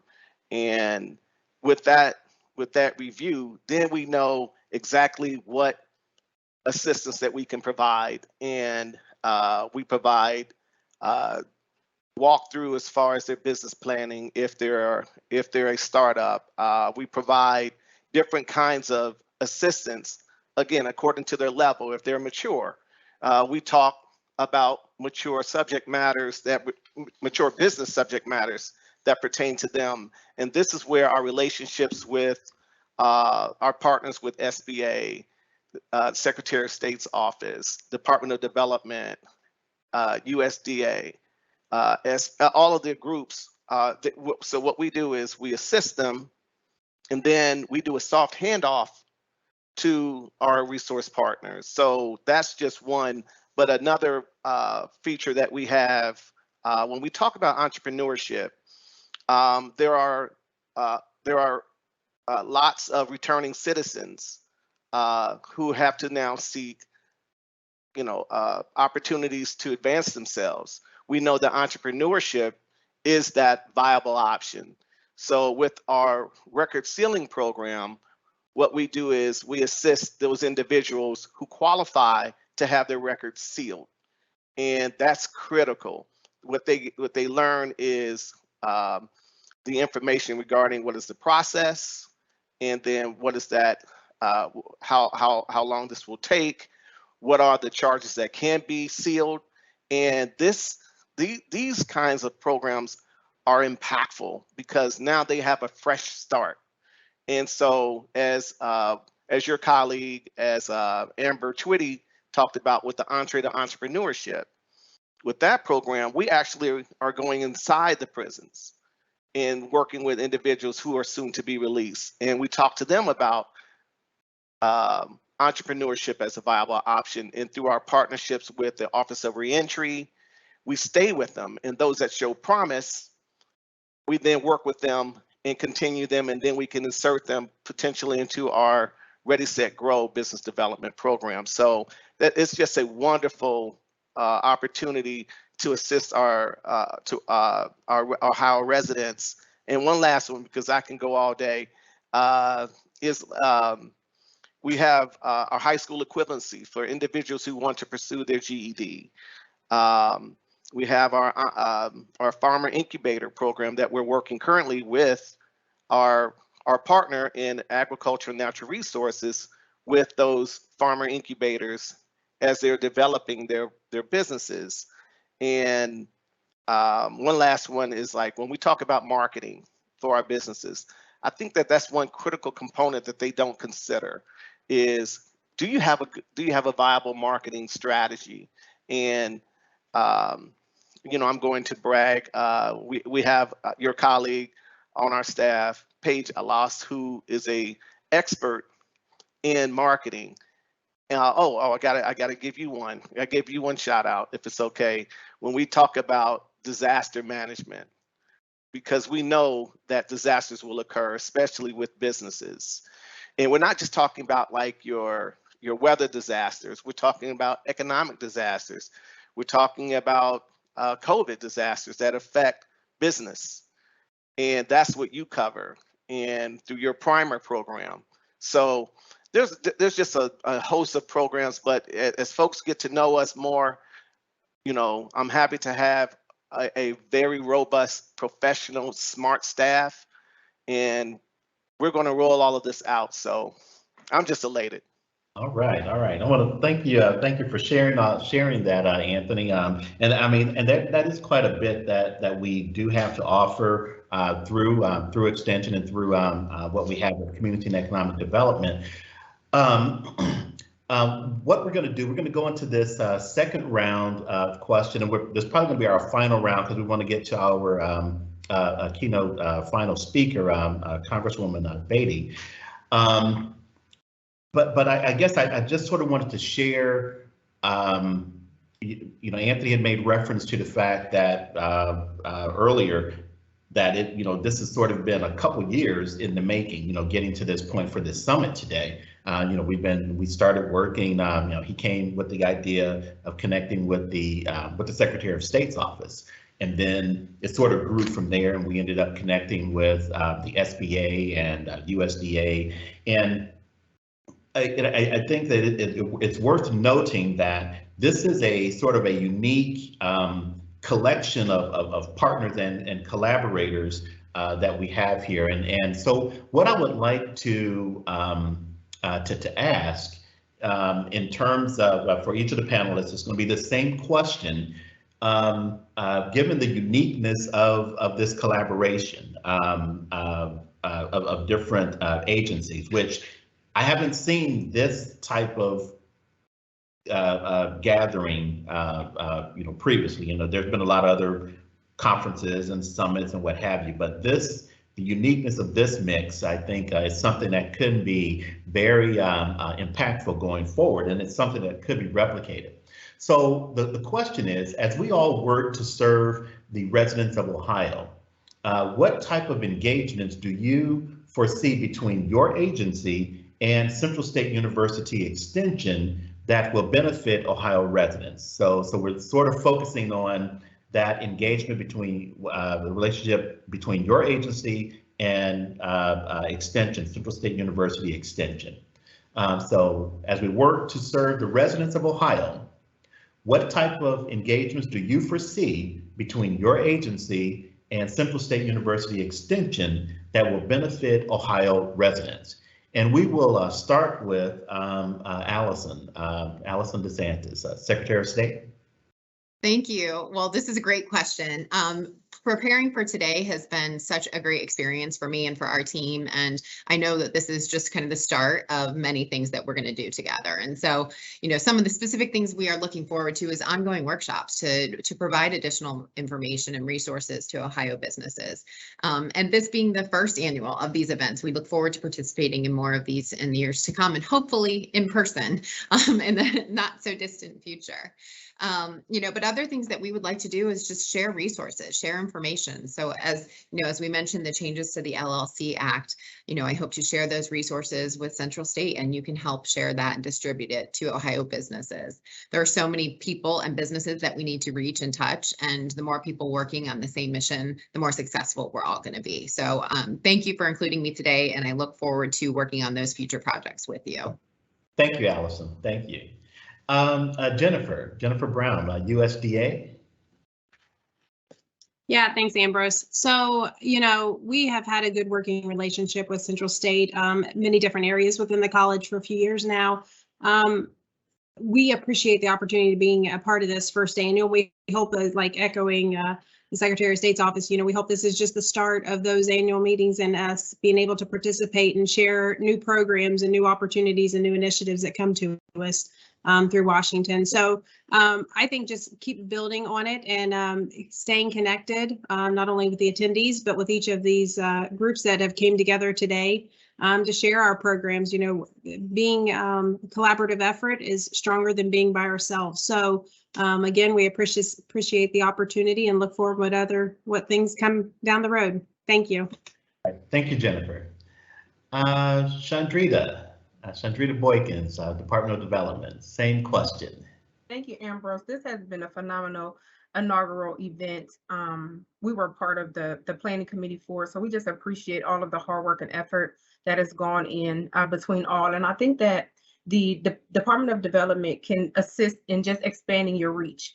I think the farther you grow, the more people who are involved and know about what you're doing, that each year the event will get larger and larger. So I think that not only in partnering with our Minority Business Assistance Center network, but also making intentional additional connections for agribusinesses, again, with the Manufacturing Extension Partnership, the Center for Innovative Food Technology, and with the other ESOs around the agency, we overuse this word or we overwork this word ecosystem, but I think that getting involved with this ecosystem, and then intentionally, like I said, and on purpose, increasing the number of ethnic minorities and women-owned businesses in this space is going to be crucial. And the way we do that is by really working the overworked word of ecosystems and really connecting all the dots and building those relationships intentionally and on purpose.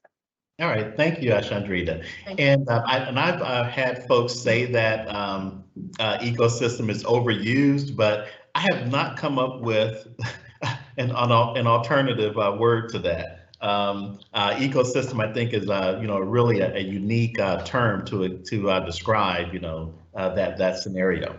So next, Barry Pill, SBA, same question here. Well, we're kind of joined at the hip because we signed a SAM agreement, a strategic alliance memorandum with the HBCUs, both Central State and Wilberforce, to work with you in all aspects of economic development. So speakers or getting in touch with our resource partners to assist you, we'll be doing that. But more importantly, as you mentioned several times, we've been doing this summit for several years. Anthony's been blowing me up so much. My wife thought it was another woman or something. It's talking so much to me, but this is just the beginning. This is kind of like the framework that we want to take to other HBCUs throughout the country. Our job as SBA will be to facilitate the relationship with our SBA office in whatever area that's at.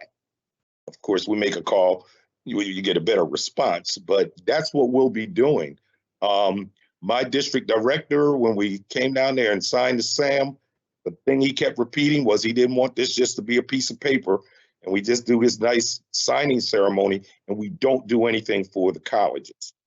Congresswoman Beatty was instrumental behind SBA, reaching out and working with the HBCU. So this is being done throughout the country, SBA offices, none as well as ours, but they're out there doing that. But we will facilitate that. We will help and assist. We already have some ideas, some plans for Central State, which will include the Extension Center together or separately. It really doesn't matter to us. We're doing the same thing, but anything to assist you in your endeavors in the state. All right, thank you, Barry. Thank you very much for that. Then finally, Anthony Barwick, Program Leader, Community and Economic Development. Same question, but then I'll let you, Anthony, segue to our final speaker. Okay, thank you. First, why did you have to put me behind Barry? It's a hard act to follow. But I think that's an excellent question. The type of engagements that I see are just what we're doing right now. Just this great partnership that we've established with our resource partners, our key stakeholders, is critical. Just continue this kind of conversation, having this become an annual event, and then this becoming a blueprint for other 1890 land grant institutions, Secretary of State's offices, SBA, USDA, and whatever business agencies are within those states, that we create a model. This is the blueprint. And I want to continue this every year, make it bigger, be more ambitious. So I'm just elated. I echo all of my colleagues in what they've already shared, and then some. All right, thank you, Anthony. I appreciate everyone participating in the panel here today, and I look forward to, in terms of some of our upcoming events, as we get those scheduled, that we have you all come in and that we're able to also have some additional insightful discussions as well. So with that, I'll pass it over to back to Anthony. Thank you, Ambrose. So we've reached the crescendo to this summit. I am super elated. First, thank you, Ambrose, for leading the panel discussion. Okay, I don't want to make sure I want to acknowledge you, but I am super elated to have Congresswoman Joyce Beatty to be a part of our summit. She is a CSU alum, so I know it's near and dear to her heart. When I reached out to her staff, they responded back really quickly. It just means the world to us. And then when I got to share it with our dean, our dean director, our associate director, and then to our key stakeholders, everyone was elated. So I'm just happy. So I know I'm kind of just going on, and so I'm just going to give it to you, Congresswoman Joyce Beatty, for representing the state of Ohio. Welcome. Please share good words for us. Okay, well, first of all, let me just say thank you. Thank you for that gracious introduction, and thank you to all the partners who are with us today. Certainly, I'd be remiss if I did not thank our president, and I like saying our president, Jack Thomas, because as several of you have said, I am an alumni of Central State, and I am very honored to have been able to have attended Central State, and it actually jump-started much of what I've done in my career. And that's why this summit is so important. And Barry, thank you for not only your comments and reminding us of the work we do at the federal level and how engaged I have been with you and your organization. And I must say, you all have all been amazing. Earlier, someone said, stronger together than by ourselves. And when you talk about small businesses and agribusiness, we have to be in this together. The partners who have been on this from the state level to the academic levels, all very stellar. Certainly to Ambrose, our moderator, it's so good to see and hear you. We go way back for many years, a prominent lawyer, and look at you now. So thank you for all the work that you're doing. But let me bring this to a closure and maybe even a call to action, because what we witnessed today and heard everyone say was we need to do more. We have benefited from what is happening. So I'm going to say that this summit is just the very beginning of what you all and what we are doing in a partnership. I cannot tell you how important the 1890 land grant has been for Central State. And I like the idea of spreading this to other states across the United States. We certainly know how hard we fought. So I say to President Thomas, thank you for keeping it alive. But the two previous presidents prior to him, they worked very hard on making sure that we were in a competitive position to get these dollars through the 1890s land grant, African American colleges and university student scholarship program, with some $100 million of increased dollars. This was not by happenstance. Keep in mind, Central State was the last HBCU added to the 1890 land grant. And I cannot tell you, as I've walked that campus, and I have witnessed firsthand the quality agriculture, research, education, and extension programs. And you know where I'm going with that. It produces the skilled graduates in agriculture science. Partnering with the other 19 historically Black universities and colleges that were established under that Second Morrill Act of 1890, we're making a difference in the lives of not only individuals, but of companies, of communities, and this wonderful America that we live in. because it is your work. And I think everybody should pat themselves on the back for making a difference. So what is our call to action? It is connecting policy to programs to people. And this legislation that we have received the funds for is a first step to that. But how do we grow this program? How do we get more people aware of what we're doing, number one, and how they can have access to this?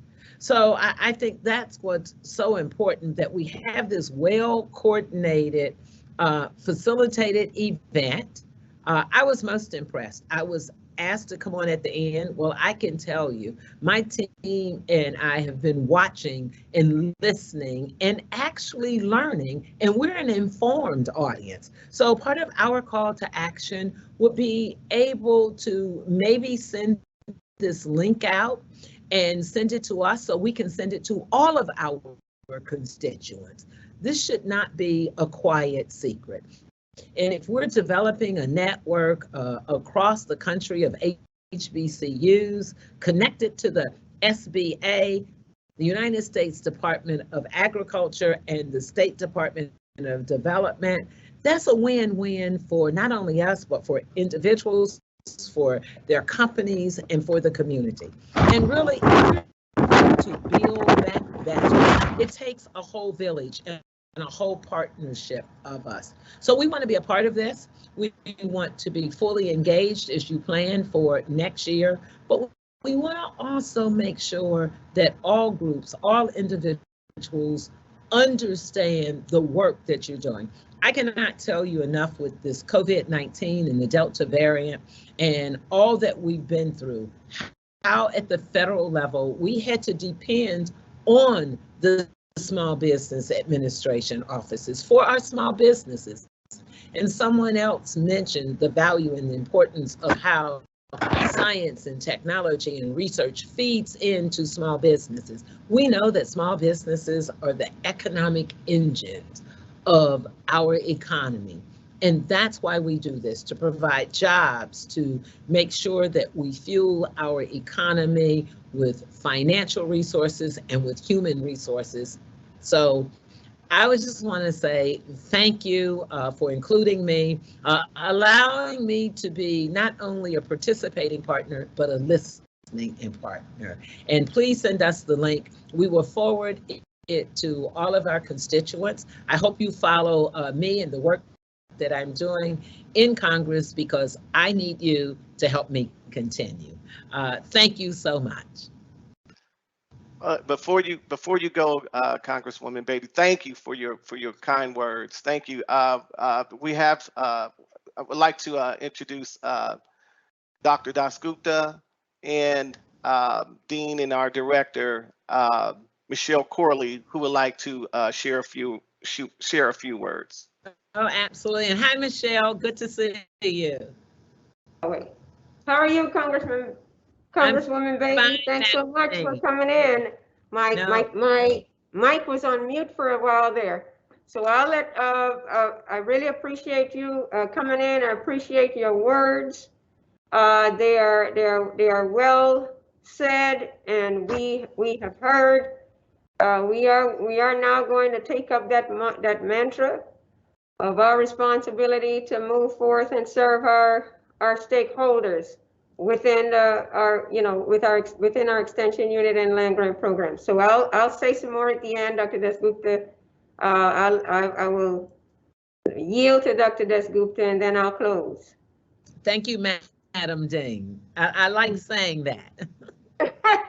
Okay, sounds good to me. So, Dr. Corley, would you like us to call you Madam Dean from now on? Oh, no. That's okay. Congresswoman, thank you so much for joining us. Central State, SESTA, we are, SESTA particularly, we are fairly new, and we are growing at a very rapid pace. I am an ag economist by my profession, So my focus is on helping people make money so they can have a livelihood. And I see so many opportunities out there. Summits like this, I think this is going to expand our toolbox with federal programs, state programs that our educators can take out to the public and get them some real opportunities. And I have worked in other states in extension and research before coming here in the field of agriculture. And I have seen people not succeed just because they did not have access to opportunities that were available to them. And so this is what I'm mostly grateful for about what Mr. Barwick is doing, is he's bringing to the surface opportunities, agencies, and individuals, contacts that we can take to the entire community of Ohio and say that, yes, you can start a small business. The sky's the limit, your ability to come up with ideas for a business, that is really the limiting factor here. So I appreciate your support, and we're going to get to work. Thank you very much. I simply wanted to say thank you to both of you for those ending comments, and certainly it helps me to be a better partner by fulfilling the statements you said. And then I did want the audience and everyone to know, because of our relationship and all the work that you do, that I finally call you Madam Chair, but I also call you Dr. Michelle Corley. So thank you again for hosting this. It was amazing. Please give Mr. President Thomas my best regards. And once again, I cannot thank all of the departments, the sponsors, and all of the participants today, because that is how we work together, partner, and we are stronger together. Yes. Thank you, Congresswoman Beatty, for those words. I just have one lasting comment, which is, out of tribulation comes innovation. And we have certainly shown that we are innovative in the face of COVID. I want to thank all of you and all of our participants, the Secretary of State, Frank LaRose, and all of our organizers, Mr. Barwick, all the participants, all the presenters. I really appreciate this endeavor, and I believe that we all learned a lot today.